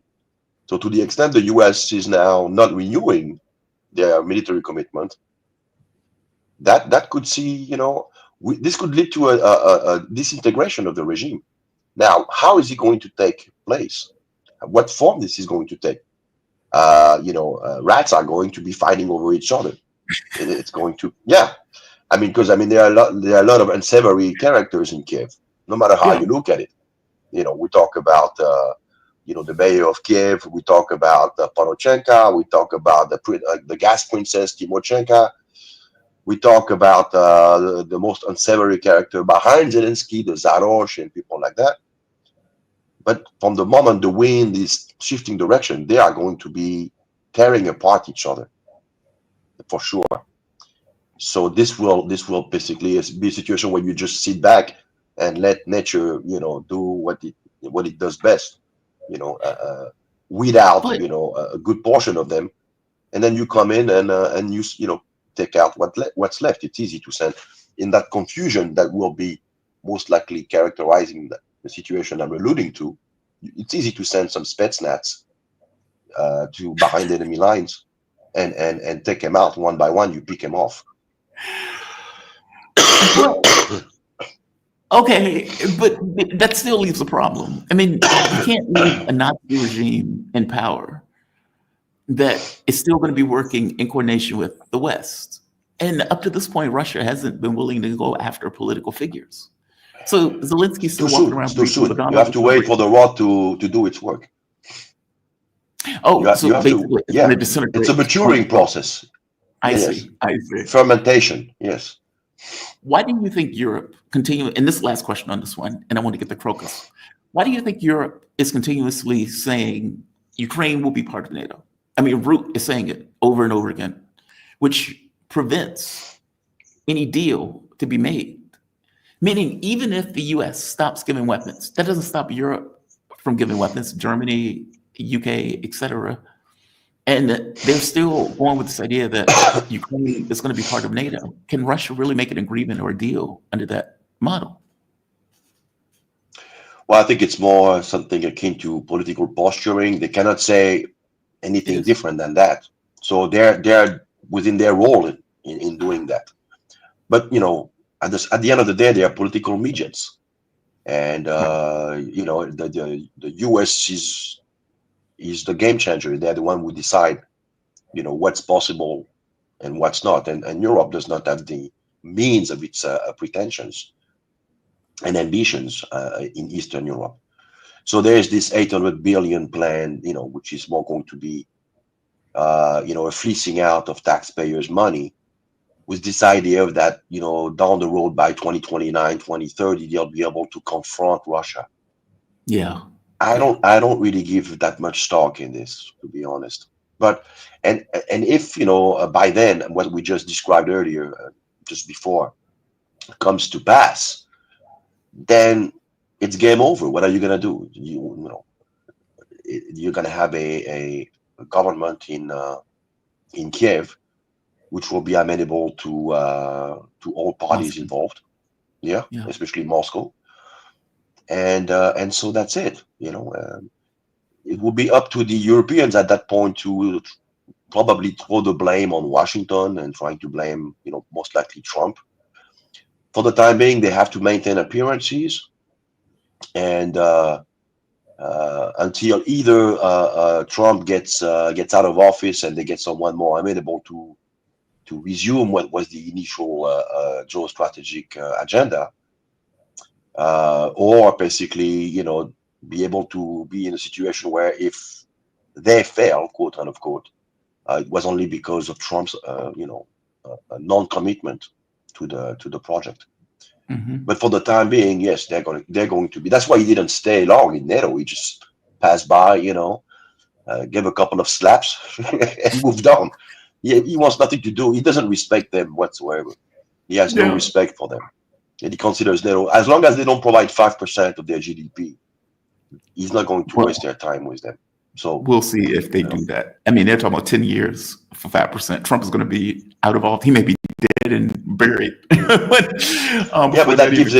that gives him some leeway, not to waste his time with people that. And he has no. With Trump, you have to, you don't want to show weaknesses, and those guys are structurally weak, within the Western alliance, the Western compact. So Trump basically treats them like underlings, they call him daddy. Weaklings. I mean, just think of a grown man calling another grown man daddy. You're supposed to be head of a military organization ready to confront the Russians. It's like, okay, that sums it all up. Yeah, that's humiliating. So humiliating. Let's go to Crocus. So this had been out of the media for a very long time. And so just so the audience would know, this had to do with the attack that took place at the music hall. It was a mall/music hall where I think they murdered like 120 people in a terrorist attack. The people fled trying to get to Ukraine. Those people were caught and, from my understanding, killed on the way of trying to flee to Ukraine. The investigation for it has just... Not all of them. No, they captured some. We captured about 3 or 4. Oh, so they did capture it. Okay, good.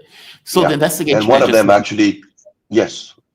So the investigative committee just tendered its conclusions in its investigations. And it turns out that one of the suspects at this point, they are suspects, they haven't been tried, has confessed that basically it was a Ukraine-run operation from A to Z. From the considerations that were involved, we're talking about $10,000, which, when you think about it, is. But anyway, and the equipment and the exfiltration, the exfiltration point, they were supposed to be crossing back into Ukraine at the border with the Bryansk Oblast. So now we've established it's official, stemming from the official organ of the prosecutorial level in Russia, that Ukraine was involved. So that basically takes us all the way to Kirill Budanov. Kirill Budanov, the all-powerful intelligence czar of Ukraine. He likes the great eminence. Yeah, he's Darth Budanov. Yeah. Now, what's interesting is Budanov, a couple of days before, so the Crocus city center attacks occurred on March 22nd, 2024. You'll notice that this was just a few days following the Russian presidential election. So obviously the idea was to try to undermine Vladimir Putin, at the moment when he was basking in legitimacy owing to the very strong score he registered. And what's interesting to know is that a couple of days before the attacks, so on March 20th, 2024, who came to town, to Kiev? Oh, Jack Sullivan. Jack Sullivan, former national security advisor. Jack Sullivan. Right. Jack Sullivan, Jack, quote unquote, Al Qaeda is on our side, fights on our side in Syria, Sullivan. Yes. So he's the guy he's the he's the American Darth American. Yeah. So yeah, he's Budanov's US counterpart in those kind of operations. And so obviously this goes, as you can see, so we have now a report, investigative report that concludes that Ukraine was de facto involved. We know that Budanov is the point man for those operations. Budanov is under an international arrest warrant issued by the Russian Federation for his alleged, again, he's presumed innocent, participation as the overseer of the Kerch bombardment in October 2022, the first one. Yeah. Which is, again, it's a terrorist act. There's no military value whatsoever, right? Just civilians are crossing that bridge. So this is basically what starts emerging as a pattern. And obviously, in thus far as future prosecutions are concerned, we may see not only, of course, the underlings, but also whenever, and this is something that will be decided, we will have most likely, senior officials from Ukraine and a former senior official from the US. That is something that is to be conceived if we're logical with ourselves here. Well, that's the interesting part that I want to get to. I mean, right now it's called a special military operation. The US and Israel has shown that there are no red lines in regards to going after people. I mean, for God's sake, they were trying to murder Ayatollah. And they went after direct leadership. Okay, Russia hasn't done that. Iran hasn't done that. So was the West is saying there are no red lines. We can kill and murder anybody that we want to. We can go after leadership. We can go after who it doesn't matter. We can go after civilians. We can kill 100 people just to get one. This is fair game for us. But Russia hasn't done that. In the special military operation, they haven't gone after these political figures in that way. Terrorism is different though, right? I mean, doesn't terrorism and people who are effectively sponsors of terrorism, aren't they fair game, or are they fair game? Because Budanov, if under your model and under the Russian model, is committing terrorist activities. That's right. How is he not fair game? Well, he is fair game. The question is that you are alluding to is a very legitimate one, because we have a special military operation. It is not a war. But in the end, it's a law enforcement operation.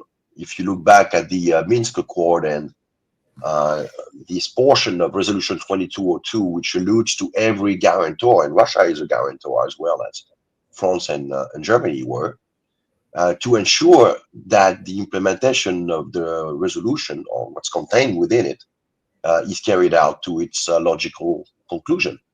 Right. By all means necessary. By all means necessary. That involves as well military intervention. But within this type of police power, it's a police power enforcement mechanism. And to the extent within the enforcement mechanism mission, we are confronted with acts of terror, we are to be treating those potential suspects as criminals. Yes. Who don't abide by the laws of wars, and who are just basically in contravention of the terrorist laws that are on the books in Russia. So those guys, in other words, will not be subjected to the protection available to within the Third Geneva Convention as prisoners of wars. You would not be, to the extent, to give you an example, to the extent we're talking about the death penalty, for instance. Russia has a moratorium on the death penalty, so the death penalty is not on the table. Really? But I did not know that. yes, yeah. I didn't know that. For some reason, I thought you guys were more hard ass than we were. We have a death penalty. No. There's a moratorium. I mean, that might change in the future, but for the time being, there's no discussion. There's no death penalty on the table, whether it's for whether it relates to mercs that have been arrested on the battlefield, or any kind of war criminals, or you would say people that are responsible for state terrorism. They just killed 100 people at Crocus. Yes, even those guys. Yes, they might send. They might be spending 30 years in a penal colony in the Arctic Circle, but they won't be. They won't be executed. No. Okay. But what I'm saying is, as far as Budanov is concerned, Budanov is a military officer, right? So as such, he, in the context of a conflict, which is, a conflict without being conflict, but you get my point, right? If Ukraine was following the laws of wars, right, in its military operations, this guy under the Geneva Convention would be potentially treated as a POW, and to the extent the death penalty was on the table, he would be treated as befits an officer. That means with a platoon, a firing squad. This is how you treat. I see. You see? Whereas here, again, assuming that the death penalty was ongoing, he could be just hung like a vulgar criminal. Yeah. Which is what he is, because everything this guy's been doing is not befitting of an officer. He has no honor as an officer. You see the difference? I do see the difference. I guess I'm asking, why doesn't Russia entirely see the difference? Like, meaning he is responsible for the deaths of hundreds of people by himself in terrorist activities. These aren't military activities. It's not like one military is going after another, they're killing soldiers. This is him blowing up trains, knowing full well that these people are on trains. This is him going into, I mean, this stuff is just murdering people. This is not even military campaigns. No, so whatsoever. I guess what I'm asking is, do the objectives of the special military operation need to turn into something else to make somebody like Budanov fair game, considering Budanov has gotten rid of all notions of just military conduct? He's a common criminal at this point. Well, let's put it this way. If the opportunity presents itself to get a hold on some of the senior figures in the Kiev regime responsible for attacks on civilians, whether it's in urban centers in Moscow, in Crimea, in Kursk Oblast, because we haven't spoken about Kursk Oblast, but the troops, the Ukrainian troops in Kursk Oblast, they committed acts of terrorism against the civilian population. Arbitrary detention, kidnapping, summary execution, acts of tortures. Yeah. Who's responsible nominally for the actions of those troops? Alexander Sirski. And before that, Zaluzhny. Zaluzhny, remember, it was under his watch that they reincorporated the infamous retaliation battalions. Not only Azov, all the others as well. Yeah. They were integrated into, so they were not punished for what they've done during the 8 years leading up to 2022, but they were allowed to actually keep doing what they've been doing all throughout, under the color of law of being part of the Ukrainian armed forces. So the putative responsibility goes all the way to the top, to the commander-in-chief, the supreme commander-in-chief, or should I say the supreme commanders-in-chief of the Ukrainian armed forces, Zaluzhny and his successor after the failed counteroffensive. And who do those guys answer to? To the president of Ukraine. What are you telling me? What are you telling me? Like, look, somebody in the chat said, Jamal, you sound like an American. I was like, I am an American. I keep telling you. Like, when we talk about stuff, this is my context because I'm an American. And we don't really care about rule of law like that. We would have no issue killing if we were at war with, if the roles were reversed, we would have no issue killing any of these commanders. It wouldn't occur to us that they were fair game. You guys are taking your laws very seriously in a way that we don't. We are using a law for Iraq to be in Syria, to put that in context, right? Like, from our point of view as Americans, the law is only there as a fig leaf for us to do whatever we want. And you guys are taking it far more seriously than we would, which is why I'm surprised when you say, well, no, it's a special military operation. We can't go and take out the military leadership because we're limited under the context of what we said we're fighting, in which case it's a special military operation, it's not a war. So that's why I'm surprised by it, that's all. I'm wondering though, are they going to change that to a counterterrorism operation, considering the acts of terror that are taking place, as opposed to being limited as a SMO? Well, I think to the extent we're talking about a Russian version of the war on terror, we are right in the middle of it. I think anti-terrorism operations have now become a feature of the special military operation. And so to the extent, we're dealing with criminals who do not care a whit about the laws of wars, those people have to be brought into account. Yeah.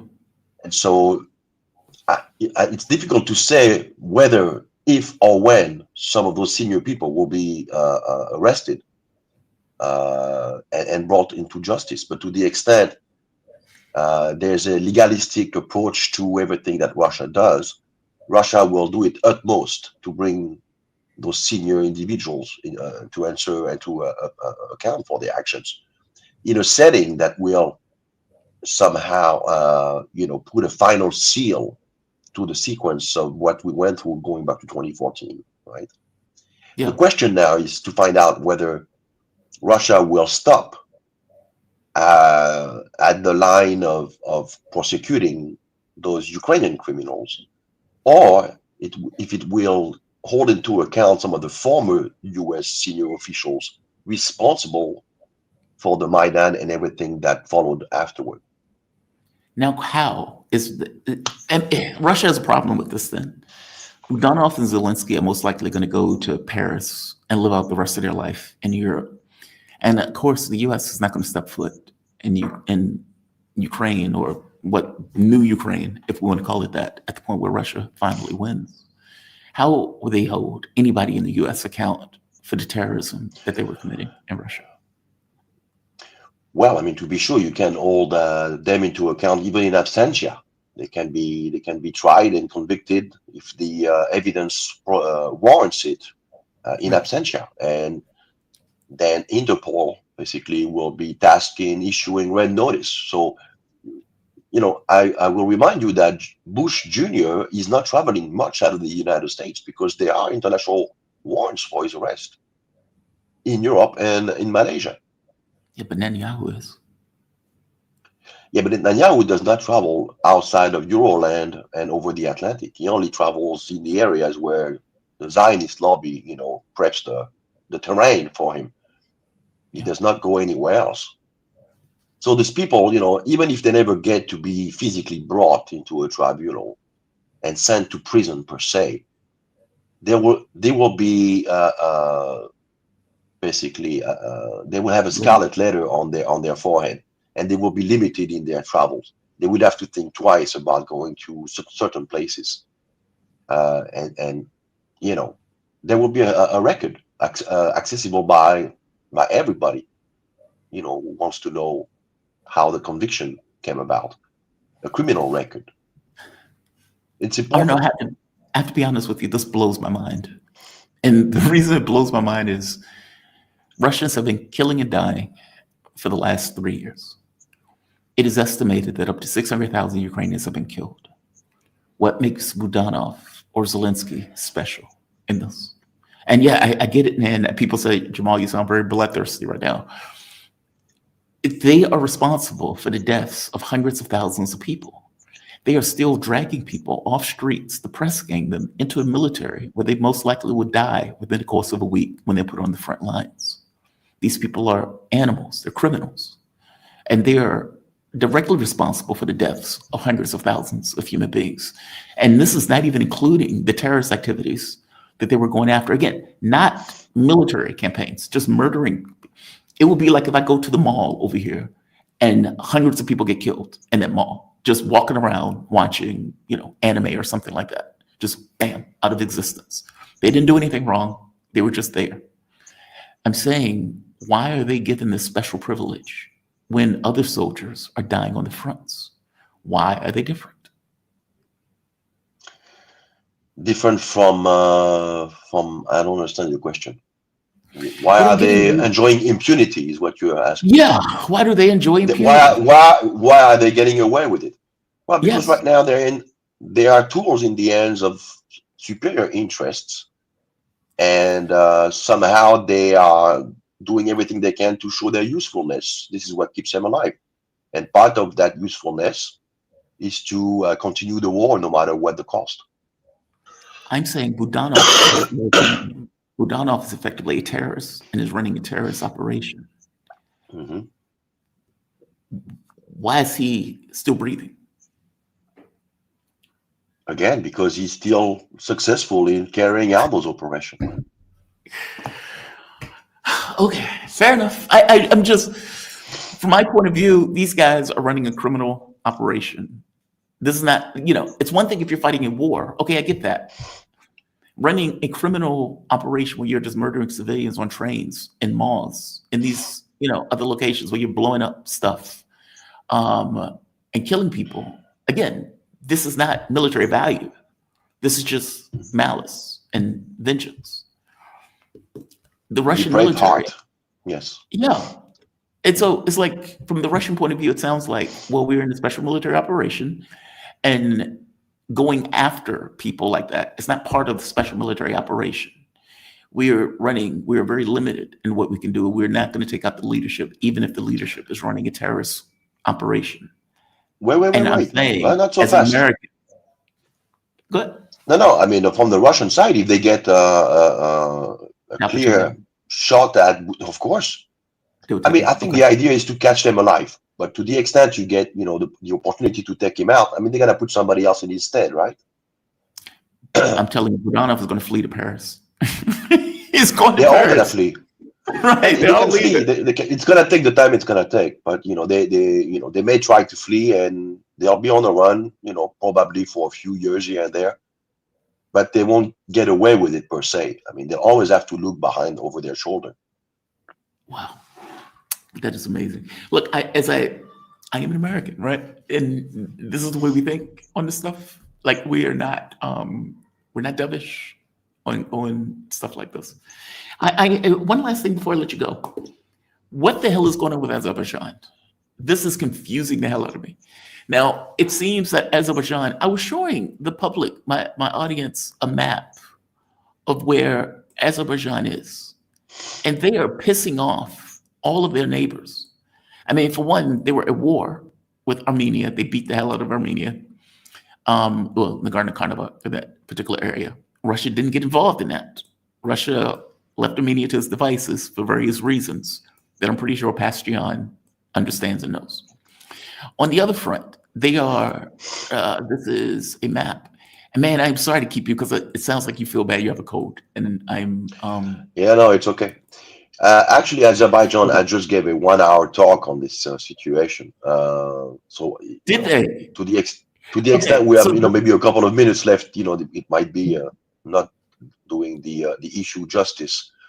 Well, you're not being rushed, but I didn't want to keep you over too long. This is right beside Armenia, who they were at war with, Nagorno-Karabakh.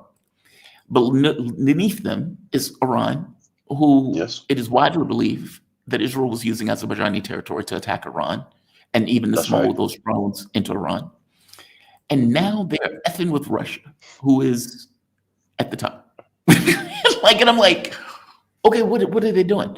So just to give the audience a heads up on this, you had the situation where Azerbaijan, and correct me if I'm wrong on this, Russia has been cracking down on the mafia, the mob, all around thugs that were from Azerbaijan that were committing killings, drugs, etc., basically criminals in Russia. Azerbaijan responds to this by going after reporters from Radio Sputnik in Azerbaijan, for one, frog marching them out like they were just common criminals. These were journalists, IT people, etc. You have images coming out of the people being abused and beat up. Like you can see, I'm trying to show the better picture of this. Look at this. They're bloodied, bruised. Yeah, they didn't even go out of their way to try to make them look presentable. It's unbelievable. That's outrageous, right? Yeah. And you even have situations where they're frog marched in jail. I'm trying to find that picture where they were frog marching these guys in jail. Yeah, I Again, saw the footage. right Yes. This is an F around, find out moment, from my understanding. Maria Zakharova came out and said, look, Azerbaijan better be careful. We don't have any issues with Azerbaijan, but, hint, hint, don't mess around. What is going on with this? Because from my point of view, if you are doing that because Russia's cracking down on criminals from your country, then it sounds like the government is very connected with those criminals that Russia's cracking down on. Otherwise, you don't do that. What's going on? Your words. What's true, right? Like if I'm going after a mob boss, and you I agree with you. That I'm going after a mob boss, then I'm going to say, okay, well, why are you pissed off that I'm going after a mob boss unless you're connected with the mob boss? What am I missing? Makes perfect sense, doesn't it? No, I agree with you. Okay. But at the same time, I look at the disproportionate means employed by Azerbaijan, by Baku, to somehow try to get even. This is completely out of the pale, outside the pale here. And I don't think they would act that way if they were not enjoying support from, well, the usual suspects, the UK, the Israelis.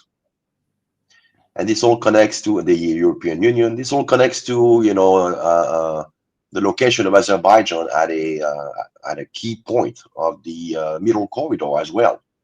Right. Also, its proximity with Turkey at so many levels, bearing on their belonging to the same Turkic origin. This strategy for Turkey that aims to extend this neo-Turanism into the Caucasus, and this idea of trying to undermine Russia under its soft belly. And so, yes, it's again, those are all elements which plead in favor of having Azerbaijan acting as if they do not have a care in the world insofar as riling the Russian bear, because that's completely crazy what we're seeing here. Yes. And as I pointed out to the audience, Russia has taken more territory in Ukraine than Azerbaijan as a country. Like, meaning they've taken an Azerbaijan chunk. Now, let's be very careful here.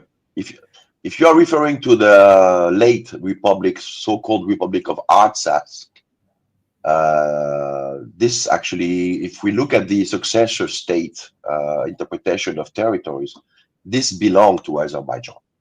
Yeah, it's just that Stalin, back in 1921, as Commissar for Nationalities, decided to basically make part of Azerbaijan an area that was heavily populated with ethnic Armenians, to have them at each other's throat rather than united and plotting against the center at the time. You're referring to Nagorno-Karabakh, just to be clear. Yes, it's Azerbaijani territory at law. It is. Well, I'm pointing out that the amount of territory that Russia has taken in Ukraine is effectively the size of Azerbaijan. That's what I'm pointing out. Like, Azerbaijan is acting, it's pissing off all of its neighbors. For one, Armenia hates it because it beat up Armenia and taking back its territory in Nagorno-Karabakh. It is pissing off Iran, who strongly believes that it helped Israel in the war. and now it is 14 attacking million America. ethnic Azeris living in Iran, by the way. Which, if Yeah. buoyed by Baku's successful military forays, and I suspect, I surmise that they have a view on creating a corridor alongside the border between Armenia and Iran to connect with this other enclave, Azeri enclave, on the other side of that southern Armenian territories, which itself has a very small but real border with Turkey. So you Oh, can you think they start want to seeing, quote unquote liberate part of Iran and take it no, for no, not Azerbaijan? liberate. They want to try to create a continuity between Turkey and Azerbaijan. And in order to do so, Azerbaijan need to force the creation of a corridor which will parallel the border, that strip of land, which is the border between Iran and Armenia. I see. But they are not in the best of position, considering they're surrounded by countries that increasingly will hate them for what they're doing. Well, they're surrounded, yes, yes and no. I mean, they enjoy a lot of military support from very powerful states, some of which are not from the region, but uh, they have the military speaking, the means to accomplish what I just described. Yeah, And they're certainly not going to wait for Pachinian to get the NATO membership, because that would be, too late by that time if you did right. that. So we can assume that Baku is going to make a move on that corridor, the creation of that corridor, pretty soon. And this will actually create problem with Iran, because Iran is a big supplier of oil to Armenia. And that might actually be, this corridor might be used to prevent such supplies from taking place. This can also have an incidence in I would say, the territorial integrity of Iran, because, like I said, 14 million Iranian citizens are of Azeri descent, Right. and they may feel emboldened when they realize that there's now a continuity between Azerbaijan and Turkey, and they want to somehow be reattached to greater Turanistan. That's part of this neo-Turanism project in the heart of the Caucasus. This is the new great game right now. And not a lot of people are talking about it. So basically, Azerbaijan, Armenia, they want to create a corridor going to Turkey, which is. You see that little strip of Armenian land, that kind of tongue that goes all the way down to Iran? Down here?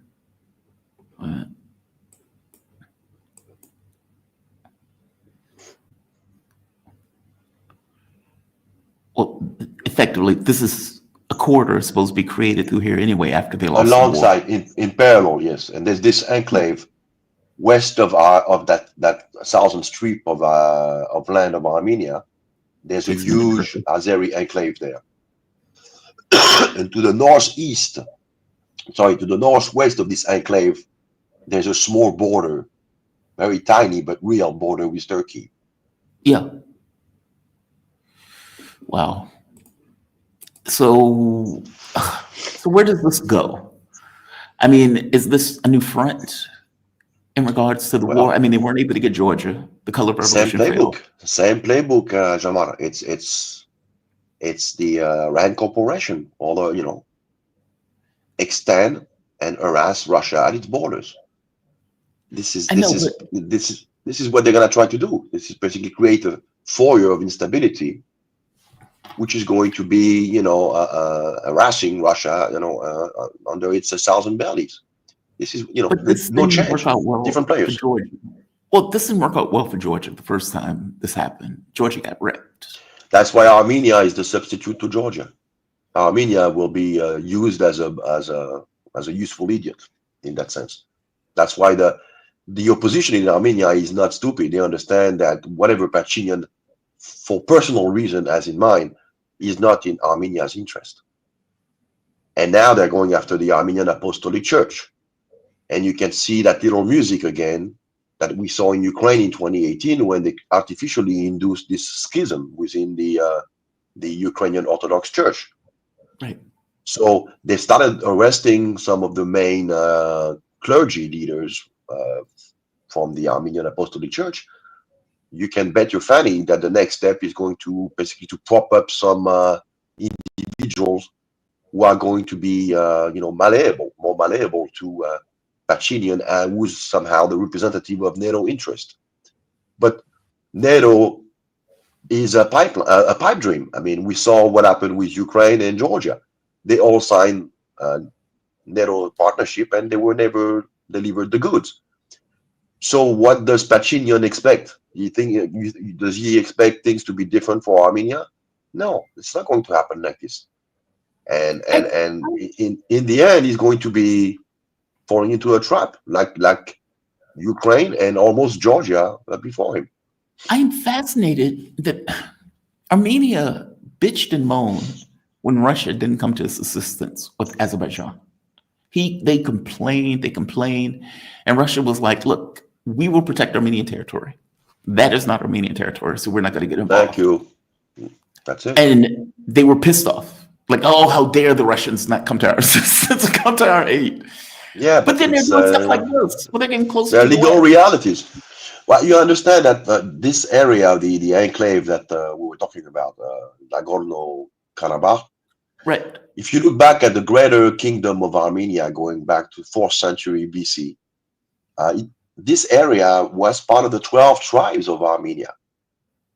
So in the collective consciousness of Armenians, they consider it's theirs. But administratively, legally, it's not. Time has, water has gone under the bridge since then. So the membership of being of CSTO, this mutual defense pact of former Soviet republics, does not apply to an area which is, like you said, is not Armenia. And actually, this Artsakh Republic was not recognized by anybody. I mean, they had their own parliament and everything, but they were not recognized anywhere in the UN system. So, Russia had no obligations. Yes. So you're right. They're pissed off at Russia because of this. But so is that why they're acting this way? Where they're like, now we're going to be part of NATO because Russia didn't help us? Well, that's why Pachinian. Yeah, that's why Pachinian is acting this way. Yeah, he's miffed that Russia did not go outside of its obligation. How could it?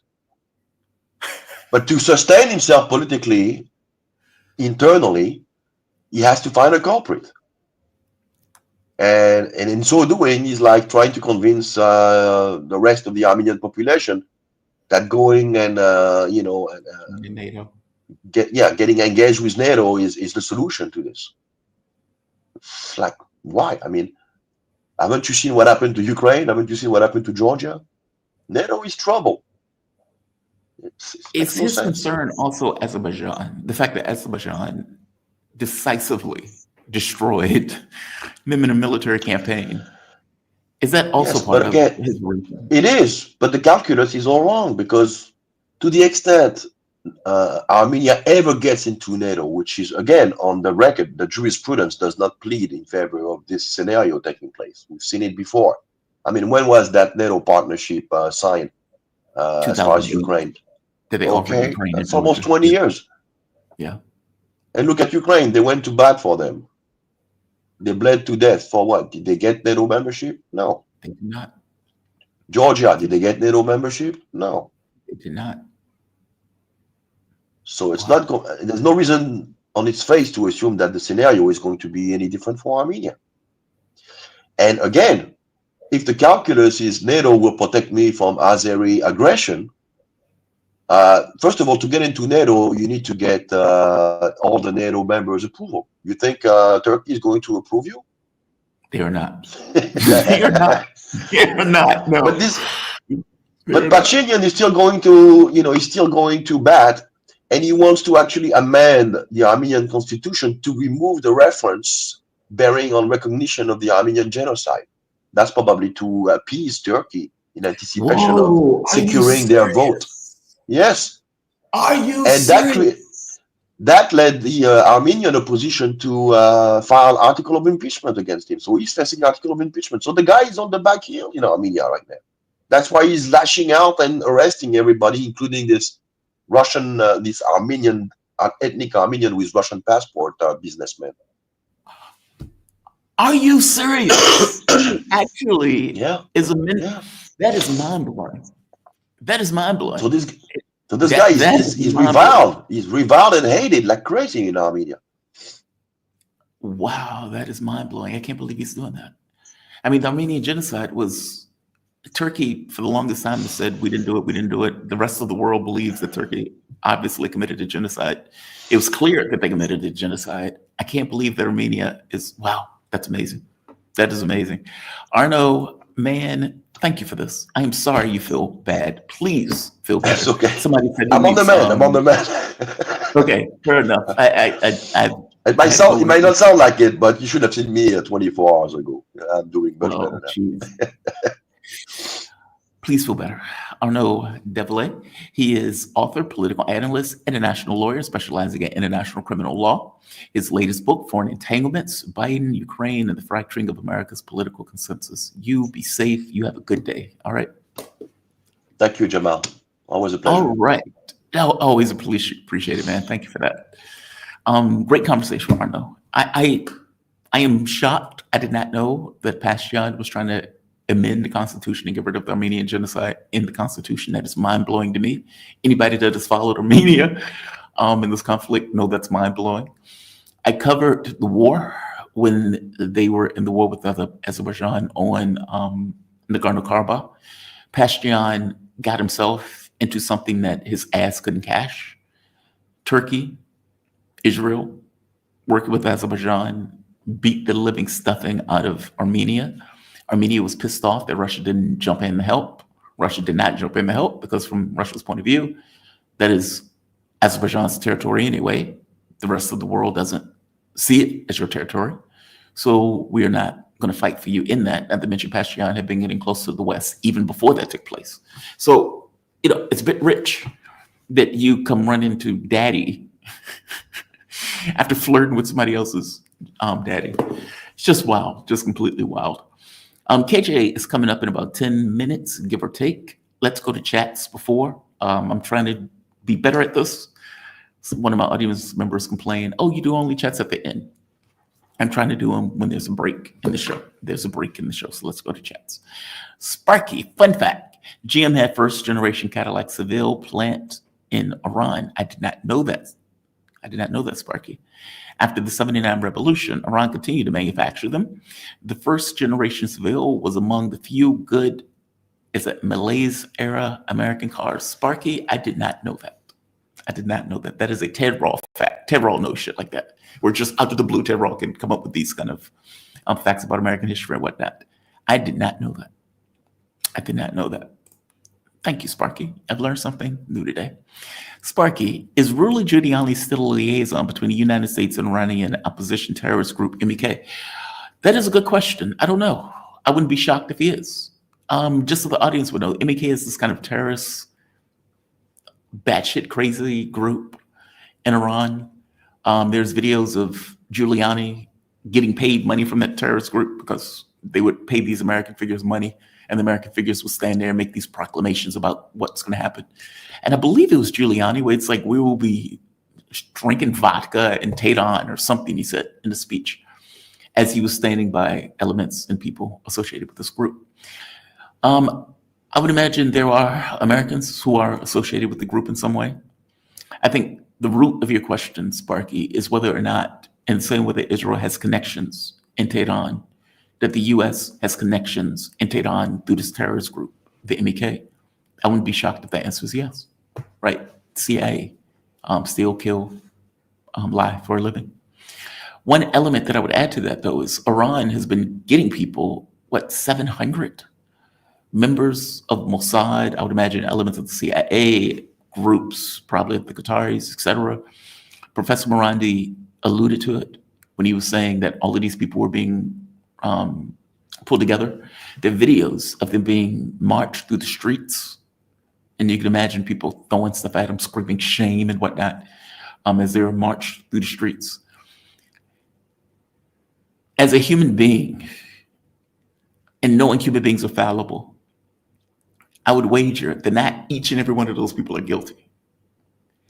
By the same token, Iran has an issue with, let's say, these groups metastasizing in Iran. And it was a huge deal on the night of the attack by Israel. Because, look, if you remember, that attack took place internally and externally. Israel attacked externally, but all of these groups activated at once, internally into the country.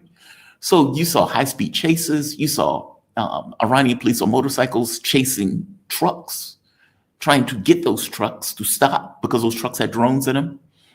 And so you can imagine that there was a full-court press all throughout Iran to try to find anybody that was associated with either Mossad, CIA, these elements in Saudi, Qatari, et cetera, that had roots in the country itself that were directly responsible for those attacks internally into the country that tried to weaken the internal security of Iran as Israel was attacking externally.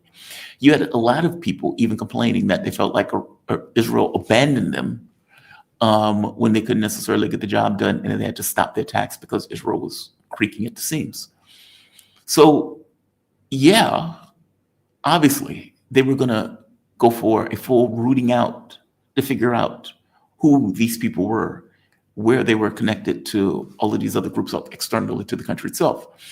Now, there's always this question of you don't know what you don't know. So there's no way to know if you got all of them. There's that. There's no way to know how many of the people who they got were innocent because you had a roundup.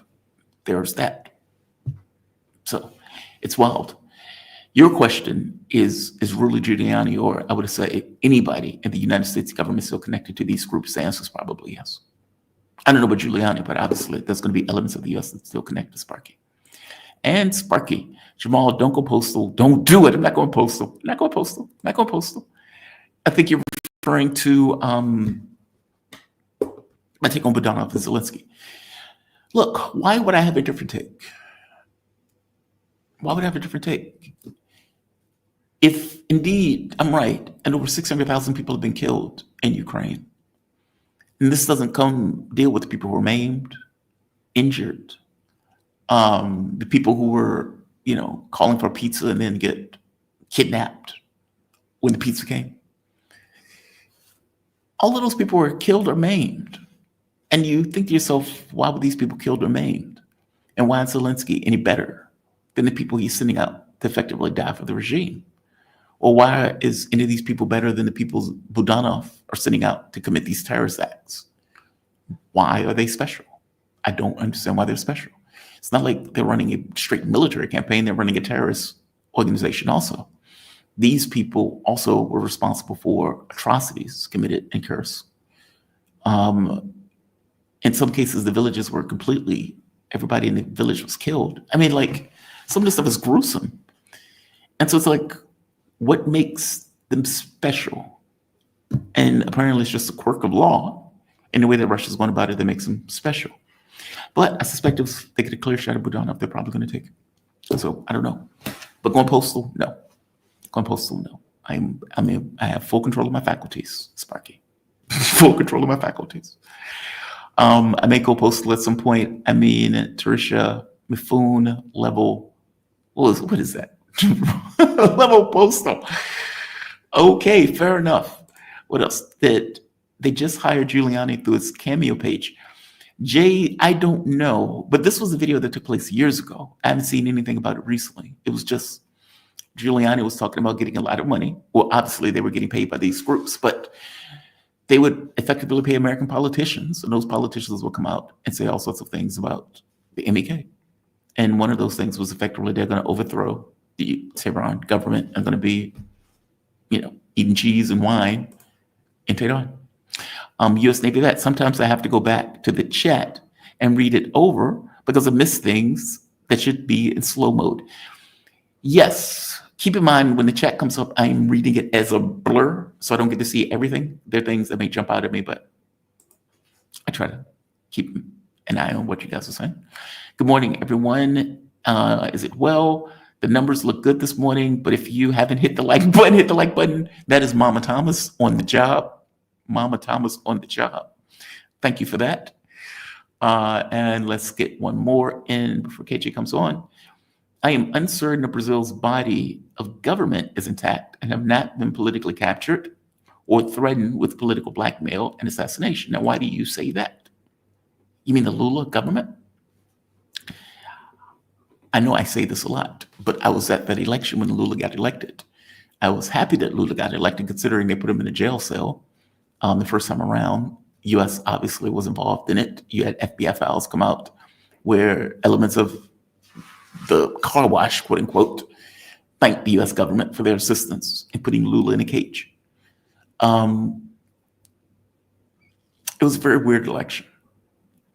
Because when Lula left, Lula had like an 80% approval rating. He was the highest rated politician like in the world. And when, after his stint in jail, that number had dropped to like 50%. And it was toss of coin flip election. And, you know, you talk to people and they're like, oh, he's a criminal, he's a criminal. And I remember talking to one guy and I'm like, but if all of these people are on the take, if that's what you think, and if Lula is giving back a percentage of that, and yet he's on the take, doesn't it make him a better option? He's like, well, yeah. And I was like, what is it that you don't like about him? And he couldn't really come up with anything. And his main contention was Brazil needs a strong man, that it doesn't work as a country, and people need some strength in order to put shit in order. And it's like, dude, I'm sorry, you're off your fucking rocker. You're off your rocker. Very nice guy.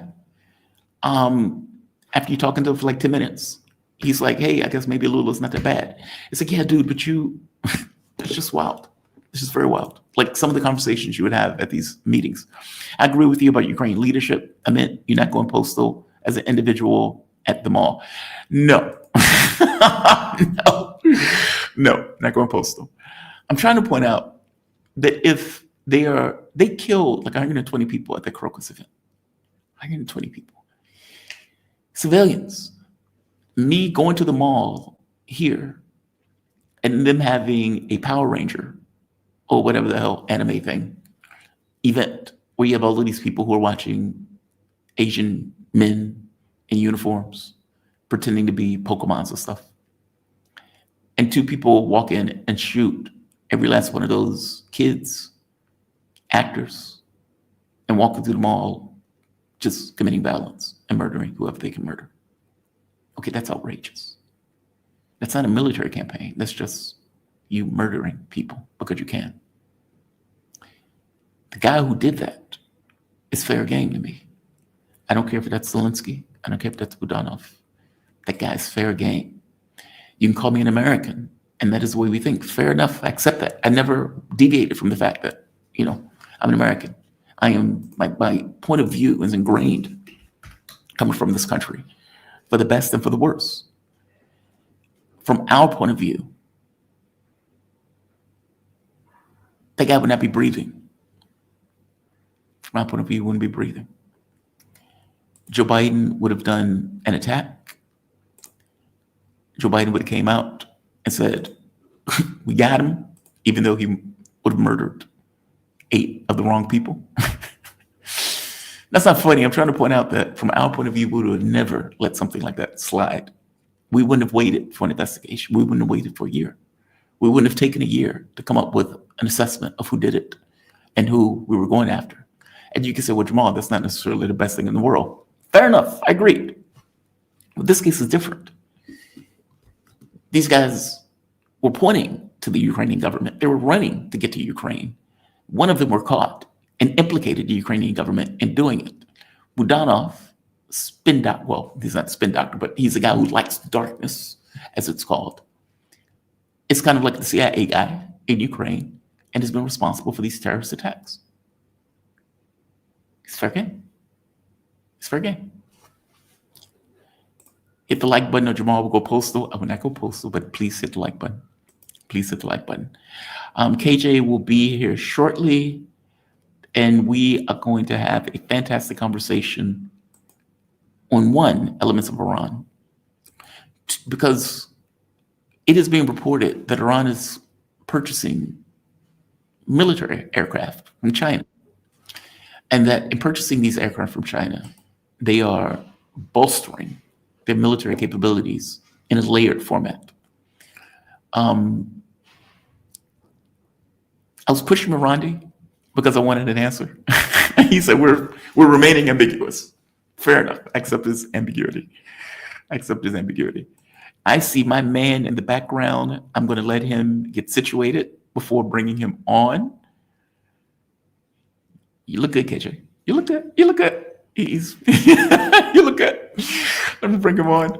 KJ, no, the man himself. KJ is a journalist, political analyst, writer, and teacher specializing in the geopolitics of the Asia-Pacific region. He's a contributor to the book Capitalism on a Ventilator, once censored by Amazon. It is now available at iacenter.org. You can also find him on Breakthrough News Network. Again, fantastic network with the China Report. KJ, welcome to the show, man. How you doing today? You doing all right? I'm doing well, thank you. It is always a pleasure to have you, KJ. There is reporting out that Iran is purchasing jets from China. Now, China got a lot of publicity recently in the war between Pakistan and India. And India was running a lot of propaganda, very angry at China, because the thought was that it was Chinese weapons that were knocking out Indian planes off the sky. And that those weapon systems that they got from China was extraordinarily effective, especially against Western equipment that didn't seem to be up to snuff.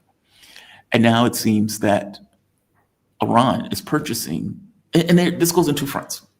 One, Iran is purchasing Chinese aircraft, top of the line, for air defense, but also that they got rid of GPS, and I think it's called Baidu, that they've been using China's global system for their military campaigns, which is in part responsible for the accuracy of the weapon systems that we saw in their war against Israel. Let's go to the first one first.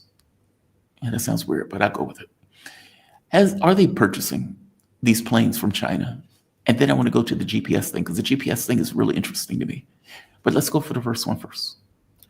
Yeah, so there are not official statements, but there's sources. There's statements from good journalists who have said that this is the case. So I think that certainly something is in the works.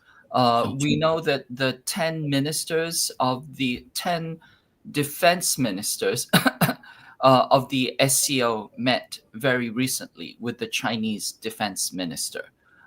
And so whatever is happening, something big is happening, and certainly it is related to defense and defense acquisitions.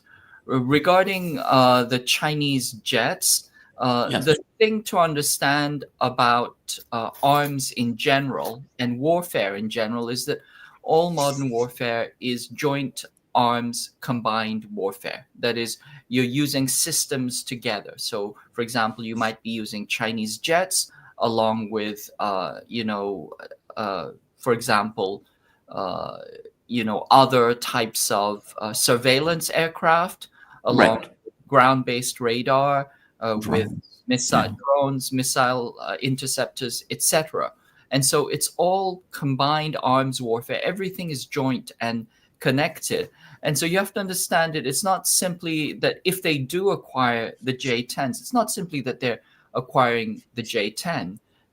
They're acquiring the entire system, and in particular, the tactical data networks that connect everything. It's like, it's not simply like you're buying a cell phone, which is just, it's just an expensive paperweight without a SIM card. So once you have the SIM card and once you have the various apps, then it becomes a mini supercomputer in your pocket. And so we have to understand that if Iran acquires Chinese J-10s or other technology, then it's an entire defense ecosystem that is being built in for Iran. And then the other piece of it is that because this weaponry is so complex, involves ongoing support and maintenance, you kind of get the after service contract. So essentially it's a form of relationship building. So Interesting. So what we're looking at here, if it turns out to be true, and I think that it most likely is based on the sources that I've read, is that China is strengthening its defense cooperation. Iran is strengthening its defense cooperation with China, along with the entire SCO bloc. So that'll be very, very interesting. So big moves afoot here. Thank God. Thank God, man. Because Iran freaks me out. They freak me out. And they freak me out because it seems like they were like, we want to do this on our own. We want to, we don't want to buy equipment. We want to just build our own. And obviously their equipment and the political structure was able to withstand the attack from internally and externally. But, from my point of view, and from many people's point of view, I think Sarah Bills will back me up on this too, the one from DD Geopolitics. Russia, China, and Iran are a fulcrum of a new world. Meaning, and even though it's frustrating to me, I understand why they go with this notion of international law. I would say there is no such thing. GPS signal. But they have been assiduously with this notion of we're going to stay within the bounds of law. And so even though the West has no red lines, we have red lines. We're not going to go after civilians. We're not going to go after targets that are not military targets. We're going to be very legalistic in the way that we talk about this stuff. And on some level, you kind of get it. If indeed they see themselves as a fulcrum of a new world, then you want that new world to be based on law, not what came before it. So I do get it. But it just felt like for the longest time, they were flying on their own. So I'm glad that they have now started this kind of military cooperation with, and I'm saying cooperation in the sense of getting equipment and relationship with China and even Russia in this front. The other one is the satellites. From my understanding, they weren't using GPS. They got rid of GPS. In fact, from my understanding, a lot of their equipment, especially from India, was infiltrated by Israeli agents.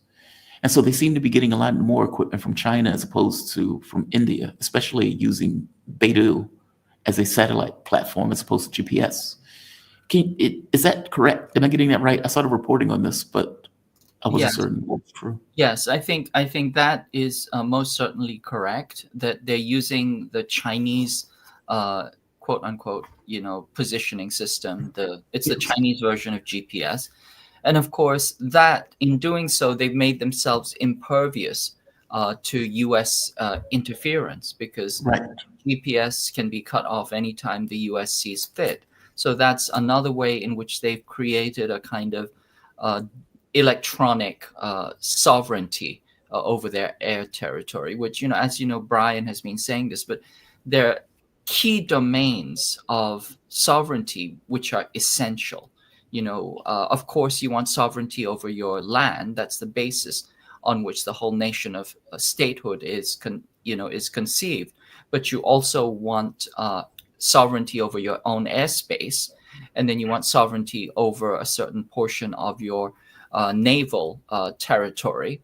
And then you want, and this is important because the U.S. conceives of war fighting in multiple domains. So you want sovereignty over the cyber domain, what I refer to as digital sovereignty, or what my colleagues sometimes refer to as digital Westphalia. But you need digital sovereignty, the sovereignty over the cyber domain, or else you have nothing. And then you also want to have, that includes sovereignty or, your own control over your own devices, and also apps that are run inside the cyber domain. Otherwise, you are completely porous. You are, a sieve. You're a colander, from which you can be undermined, as we have seen. And so the fact that Iran is, taking measures to ensure that that is the case is really, really important. So I think that we should pay attention to that and understand that these are actually strong defensive measures that are actually necessary. I'm curious, how does China view this? I spoke to Marandi, I've spoken to Mark, and I guess they would give you a perspective of Iran and a perspective of Russia. How does China view all of this? I mean, for all intents and purposes, you have an empire that is setting fires all across the globe with this notion of hegemonic control. They went after Russia, it didn't work. They went after Iran, they will keep going after Iran. For right now, it didn't work. And Iran is trying to deal with, let's say, bolstering itself and solidifying itself. And for all intents and purposes, not just it didn't work, it made Iran stronger, weirdly enough, because you have this youthful generation that didn't understand that the West were monsters. They thought, well, the US is loving light. Look, they have Superman and pizza. What's your issue? Our economy would be better off if we could work with the West. You guys are just not being cooperative. And then they see in their own mind, Iran was negotiating. People like me saying they should have, but they were negotiating. They get attacked during negotiations. It's clear as day that the West was behind it. It's clear as day that the West backed it. And they could see with their own eyes what their government had been telling them was true. China, for the most part, has been on the outskirts and has only had to deal with that in an economic sense. Taiwan, yes, but not really in a direct military sense. China has to see these events unfold. What is it thinking from its own point of view after a 12-day war and after the attack on Russia? I think they're seeing things very clearly. I mean, the Chinese are not fools. They know that the US has been agitating, militating to war since 2009, certainly actually before that. But we know that the war plans were, the war plans were developed in 2009. And then in 2011, we had the pivot to Asia, really the pivot to encircle China in 2011 that was formally declared in Darwin, in Australia. And then they saw all the extraordinary undermining that was taking place, the entire place. The entire approach was both regime change and military encirclement and really a full court press. That has been ongoing since 2009. So we're 16 years into this process. Well, what happened in 2009, 2008? The global capitalist financial system collapsed around its ears. And remember, prior to that, of course, the West was engaging with China, but their theory was that we engage with China in order to regime change it. This was essentially the same process that they envisioned happening in the Soviet Union. China, it was a Potemkin state. Once they see our KFC and our hamburgers, they will throw themselves at their knees and beg to be our vassals. That was the theory. That was what they really believed. And on the other hand, you had people like Hillary Clinton who said, China is, it's on its last legs. This Gordon Chang, Hillary Clinton theory is that, it's a paper tiger, it's a Potemkin state. It's ready to fall down, and we just have to be ready to swoop in and sweep up all of its wealth. And this is how they think. And then what happened in 2008 was the financial collapse, and it showed that it wasn't China that was about to collapse, that was on its last legs.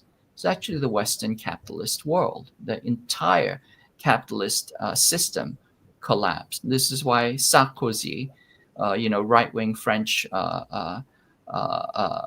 president, said, laissez-faire, c'est fini. Capitalism is finished. This is a right-wing French leader saying that we've seen the end of capitalism. And because of that, that's when the daggers came out. The West decided that China was not going to collapse of its own accord from its own internal contradictions, because rather the contradictions were with the Western systems. And therefore it needed a good shove down the stairs. And so that's when they built this doctrine of war called air-sea battle. And they also built out they declared the pivot to Asia plan, encircling and choking China out. They were doing all kinds of dirty tricks as far as encouraging corruption, opening the doors wide so that foreign exchange could be extracted. So there was all kinds of financial warfare going on when China started to clamp down, and they said, oh, Xi Jinping is a dictator. But no, they were just trying to prevent this, kind of drainage of Chinese wealth overseas, which, is again another kind of precursor to creating collapse. And then they also started to implement the Trans-Pacific Partnership, which is actually, it has a similarity to what's going on right now with the tariffs. But the idea was to isolate China and make it, excluded from the entire Pacific zone as far as trading is concerned. That is, you would have all the Pacific economies, they would trade with each other, but China would be excluded from it. And they referred to this as an economic aircraft carrier. So there was all kinds of, dirty tricks and subkinetic warfare that was happening. And the Chinese are not deceived by any of this. So they started to build out the Belt and Road. Remember, the Belt and Road happened after this US initiative to take down China. So that's a way of bypassing these naval choke points by creating overland routes, or overland routes that bypass the immediate choke points, such as the Straits of Malacca through CMEC and CPEC, China-Myanmar Economic Corridor, China-Pakistan Economic Corridor. And then you can see how then the US was initiating different kinds of disruption in both Pakistan and Myanmar, in particular, the supporting of terror activities against those, construction projects, infrastructure projects. And so it's this kind of continuous game that you see escalating in different, it's like a ladder happening. You see the continuing, move and counter move happening. But again, there's this concerted program of countering this US approach to choke it out, which China has been building. And so again, in the South China Sea, they started to militarize some of the islands there, because that is the cost for the US. US shrieks and screams that China has, overseas bases, and they've militarized the entire South China Sea. Absurd, because all 5 or all 6 of the claimants to the South China Sea have islands that they've militarized, and 5 of them have airstrips on them. But it's only China which is being, and KJ, just to point out, the US has like 800 military bases around the globe. The notion that they're screaming that China, oh my God, China has 2 military bases, it's outrageous. Yeah, it has one military base in Djibouti. It has one military base in Djibouti as part of a UN-mandated anti-piracy program, which it does in collaboration with 5 or 6 other countries. Even Japan has a base in Djibouti, and Japan is supposed to be a pacifist nation with no military. So that tells you how threatening, or technically how, Anyway, so China does not have bases. The US has 800-900 bases. Nobody really knows, but we know that it has a military presence in at least 170 countries. And it's not really the bases themselves that count. It is the basing agreements. That is to say, a lot of what the US does is it sets up a basing agreement with a country, and then that allows the US to go in and use the basis in this almost eminent domain type of way. So whether you see troops or not, what you really have to look at is there some kind of basing agreement? Is there some kind of use agreement? If that's the case, then that base is like a Uber or an Airbnb that can be immediately taken over for US military purposes. So even that 900 number is actually an undercount. It's much, much more aggressive and threatening than that. So US has encircled China with bases. It's essentially staging the entire Pacific and the entire Asian continent for war. And there's no way the Chinese have not caught on to this. They're very clear on what's happening, and they're creating defensive countermeasures, as I pointed out. Is it fair to say that from the Chinese point of view, I would say probably even the Russians and maybe even the Iranians, that the more time that they get, the weaker the position of the West gets, which is the reason for the seemingly desperate fire setting? I mean, if you look at Serbia, they attempted to take down Georgia. They were going after, Azerbaijan has gotten involved into this at this point. Of course, Russia, Iran, they tried to take down the South Korean government. All of these things bespeak of desperation. They failed in South Korea. They're failing in Russia. They failed in Iran. And so, yeah, they may have some of these government bases, but the previous prime minister of Japan just came out saying we need to have a Japan without US bases. I think people are seeing them commit a genocide and think to themselves, these people are monsters. Like, from the point of view of China, Iran, Russia, is it just we need more time? The more time that goes by, the weaker they get and the worse their plans become. Is that the thought that China has? I think that's a large part of it. You know, we spoke about the fact that China has the time. U.S. as our friend Dr. Wilma Leon says, you know, you have the time, you have the watches, we have the time.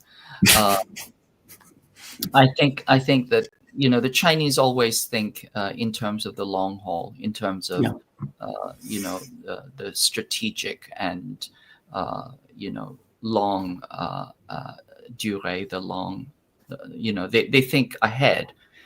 I mean, if you go to China, what's astounding is that you see civil engineering projects that have been built over 600 years. That means that, you know, whatever they were doing, you know, they were planning.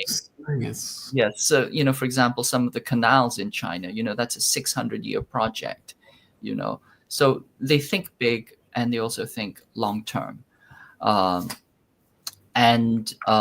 So certainly vis-a-vis the United States, they know that if they can avoid getting pulled into a war, which the US wants, then they can essentially, you know, sports analogy, they can run the clock down because they are ahead. Speaking of that, Donald Trump is saying that there is a deal between China and the United States. Is that true? Well, I'll believe it when I see it. I'm sure there are all kinds of deals that are being proposed. Whatever it is, I don't think that they are trustworthy. As Sergei Lavrov said, the US is not agreement capable. It has broken every single deal, agreement, treaty that it has ever made with any, you know, country or, entity that it considers an enemy or a vassal. Just think of the 360 hundreds of treaties signed with the indigenous peoples of the Americas. Every single one of them violated, not a one upheld, right? Ruth Bader Ginsburg, you know, this kind of darling of the liberal, of the liberal class, you know, she was the one who hammered into the Supreme Court decision, the doctrine of discovery, you know, this colonial era, theory that you can simply take what you want. So no, the U.S. is not agreement capable, and I think the counterparties are aware of that. And so I think, you know, they may be negotiating, they may be discussing things. Certainly, it's better to discuss than to go to war. But I'll believe it when I see it. And certainly, even if the president negotiates something, first, that assumes that the president actually is, the driver of the car. And secondly, it assumes that it won't be overturned the moment that there's a new administration in there, or the moment that, the deep state decides it's going to undermine it. A good example of this is North Korea. They had an agreement, and then, the moment it was signed, it was already null and void. Within 2 weeks, it was null and void. Think of the Korean War, the ceasefire that was signed in 1953. was null and void. The next day, the U.S. literally came out and said, "We are not looking for we're not looking for a peace here." So this is how the empire works. They pretend, or they use diplomacy and negotiation as part of their military toolkit. It's simply one of the diversions or ruses or tactics that they use. But ultimately, what they believe in and what they assert is raw power, raw domination. And I think that other countries are certainly wise to this. Certainly, I hope Iran is aware of this. I Yes. don't think the Chinese are deceived. And then regarding your point around the desperation, the U.S. says that, quote unquote, China will go to war in 2025 or Random. Well, 2027, I thought it was 27. Yeah. there are two dates, but they've been set up as a kind of a window now. So we know somewhere between this year and 2 years from now, the U.S. will go to war with China. They've declared it. They've calendared the dates, and of course, it's they're saying that China will start the war. Of course not. China is not starting any wars anywhere. Right. It's trying really, really hard not to get pulled into a fight. But certainly the U.S. is extremely, extremely anxious and desperate for a war, because it knows that if it doesn't go to war, it will essentially lose hegemony. And for them, losing hegemony is the end of the world. And they would rather end the world than see the end of their hegemony. So this is the really dangerous moment we're in. The U.S. is a powerful country among other powerful countries. And the moment that a country has the ability to end all things, then hegemony is over with. Like, meaning, from my point of view, give me your take. If you're the only one with nukes, or if I have a powerful military that I can effectively win every contest, okay, then I'm a hegemon, right? I can control all of these things, because ultimately, when it comes down to it, I can win a military contest. But the moment that both of us have the capability of destroying the world, then hegemony is over. Because at that point, we're just in a contest of, I'm threatening to use nukes, you're threatening to use nukes, and both of us are threatening to use nukes, basically threatening to end the world in any negotiation that ultimately takes place. Meaning, any war that takes place between the United States and China, or the United States and Russia, is effectively a contest of either you back off or I'm going to end the world. No, you back off or I'm going to end the world. There's no way to win that. And I know they may have this thought of tactical nukes. A tactical nuke is still a nuke. It doesn't, the moment that you lower the threshold of using a nuclear weapon, you've lowered the threshold to use a nuclear weapon. There's no way out that box. So correct me if I'm wrong on this. Maybe I'm missing something. Well, I've said, before, I don't think I need to repeat it, that Yeah, fight me there. yeah, well, I'm not just that, but the people who are driving this some of them are millenarian Christians who believe in the apocalypse. They think it's Right. to their interest to have an apocalypse because This is that's what weird. because that's what their faith tells them. I mean, very recently, so Peter Thiel, talking with Ross Douthat or something. He's terrifying. He's a terrifying person. I mean, he looks like, death warmed over, right? Yeah. I mean, this is the man who's, has certainly significant influence over policy. Do you think that he cares about the future of humanity? I mean, the man looks dead already. I mean, this is the corpse of Roy Cohn, warmed over, right? I think I said he looks like he touches himself to killing puppies. like he looks terrifying. It's a very, very, these are very, very frightening people. And I believe at heart they are nihilists, or they are Christian fundamentalists who have a belief in the apocalypse, which is the ultimate conflict of interest as far as I'm concerned. And then you have to look at the doctrine that has been built out over nuclear war. Traditionally, the doctrine of nuclear deterrence was called MAD, right? Mutual assured destruction. We both It's a kind of Samson project. And the idea associated with this is what's called counter value strikes. You strike our capital, we strike your capitals. We have, automated means of launching missiles that will, the dead man's hand that will launch even after you've hit us. So are you willing to trade, Beijing for Washington? Are you willing to trade, New York for Shanghai? This is the traditional counter value theory, which is based on that ultimately rational leaders will pull back from mutual assured destruction. Mhm. Starting around the period of Carter, towards the end of his administration, the US started to postulate this thing called NUTS, not MAD, but NUTS. So NUTS is shorthand for nuclear utilization target selection, which is just silly, military jargon for the idea that we get in the sucker punch. We get the sucker punch in first, and then anything else that they launch against us, we just kind of clean the deck with missile defense systems. So we get in the sucker punch, and anything they try and launch after that, we just kind of clean up, and our missiles will shoot that down. So it really is the notion that if we do a nuclear first strike, we win.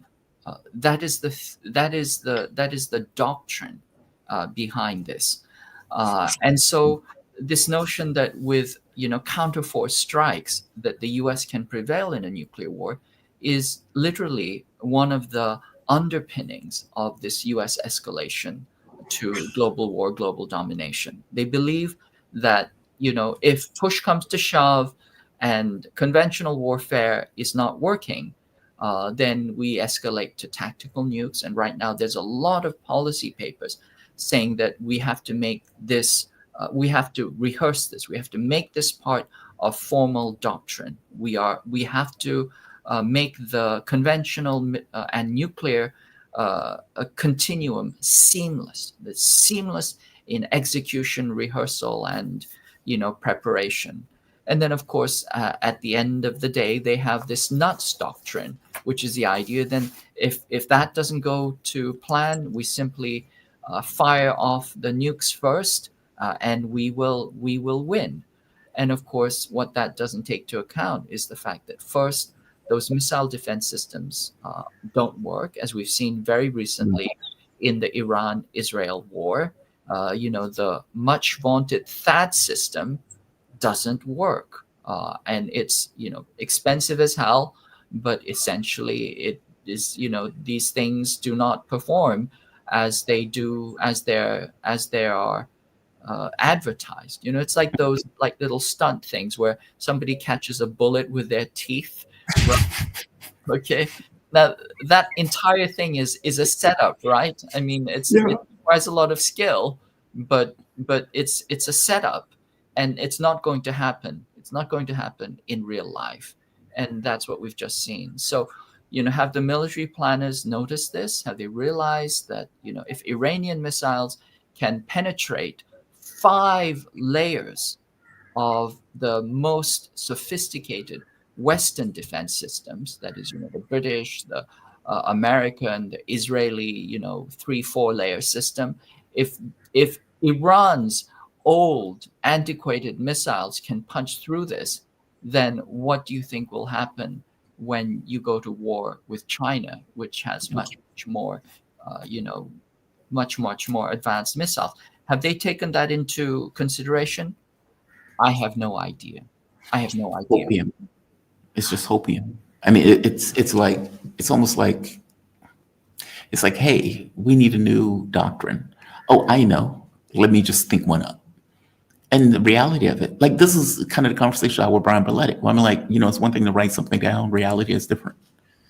And, Yemen just fired a missile that didn't take down one missile. It just missed. I've seen Iran fire missiles where helicopters were chasing it and they still couldn't get that thing down. This is a fool's errand if they indeed go into a nuclear strike. So, KJ, we'll see. KJ, you are always appreciated, man. Thank you for this. You're welcome. Just so that audience will know, by the way, when is your next report coming out for the China report? Probably next Tuesday. Just one more thing, Jamal. The Please. thing here we have to really make sure is that we don't lapse into despair. There's nothing we can do, right? It's if they're going to use nukes, they're going to use nukes. There's nothing we can do. The fact is that we cannot. Despair is not an option. That we have to challenge this escalation to war, and we were talking about domains of warfare. Of course, there's air, sea, land, cyber, There's media. space. Yeah. There's media, there's information space, and also your mind itself is a terrain of battle. Literally, the military planners see your mind as a terrain of contestation, a terrain of battle, and the idea is to occupy and colonize your mind. And that is the work of propaganda, of mainstream media, of psyops, of everything that the Guardian and the New York Times and Amy Goodman does day in and day out. All of this is a way to occupy your mind, to colonize your mind, so that you acquiesce and you give up, to the warmongers. And that's where the resistance has to start, is to degauss your brain, degauss your mind. Do not let your mind be taken over, don't become a bot or a, propaganda repeating bot, and then, resist that mental colonization. And then what you do is you start to share, the facts, the truth. You degauss, these influences. And then you start to build anti-war coalitions that resist this insane drive. And along the way, you start to unpack and understand, the reality of politics and history. This is the task that every single person can do. In fact, it's what we have to do right now, as well as all the other work that we should be doing in protesting, the genocide, in protesting this mad escalation to war, in order to protesting, the complete and total militarization of our society and the entire planet. That's why we're here, KJ. That's why we're here. If it pushes the needle 0.01%, it pushes the needle 0.01%. It's better than what it was prior, right? Every bit counts. KJ No, journalist, political analyst, writer, teacher, specializing in the geopolitics of the Asia-Pacific region, contributor to the book Capitalism on a Ventilator, once censored by Amazon. It is now available at iacenter.org. You can check him out on the China Report on Breakthrough News Network. KJ, man, always appreciate you. Thank you for this. You be safe, okay? Have a good one. All right, we have come to the end. Always appreciate KJ. He is a fantastic guest. I'm Sparky, or better yet, you've got the time, we've got the beer. Before your time, Jamal, there was a theme in the 1970s Miller beer campaign. Really? I kind of remember Miller. Didn't like Lula assisting the United States assassination of Haitian leader. Fair enough, Sparky. Fair enough. Lula plays both sides, but in some ways, playing both sides may be better than just playing the wrong side. Yeah, I can't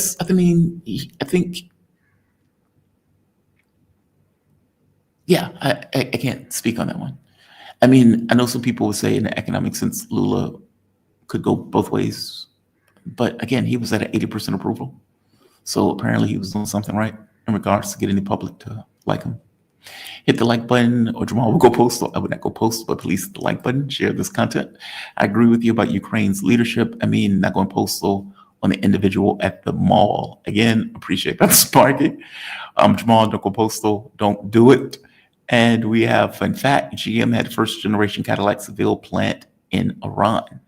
After the 79 revolution, Iran continued to manufacture those vehicles. The first generation Seville was among the few good, I think that's Malaise era American cars. Sparky, thank you. Thank you, Sparky. Oh, we have one more. Come on. Iran nuclear weapons info war was leaked to Iran before the recent Israeli attack. If this included the locations, did Iran lose the opportunity to neutralize those nukes since Israel may relocate them? That is a good question. Sparky, that is a fantastic question. And, you know, you're not the only one that asked that. We don't know what was in those documents in its entirety. And just because Iran said something was in the documents doesn't necessarily mean it was in those documents. But if it was, I don't know why they didn't hit the nuke sites. It would have been some of the first sites that I hit. Or maybe they did and we just don't know it. Israel has been blocking a lot of the information that's coming to light in regards to the areas that Iran actually hit and the damage that was actually done. So as a battle assessment, we don't know all of the damage that Iran did. We just know the damage that they did do was pretty fucking devastating. So Sparky, I don't know. I don't know. But guys, I'm going to end this. You all have a fantastic evening. I will see you bright and early tomorrow morning. I think Professor Wolf is tomorrow, if I'm not mistaken. In fact, I'm not mistaken. Professor Wolf is going to be here tomorrow. So we will have another damn good show for you. I'm going to say like, share, subscribe. I'm going to say be kind to the degree that you can be kind. And I'll see you bright and early tomorrow morning. Have a good one all. Be safe.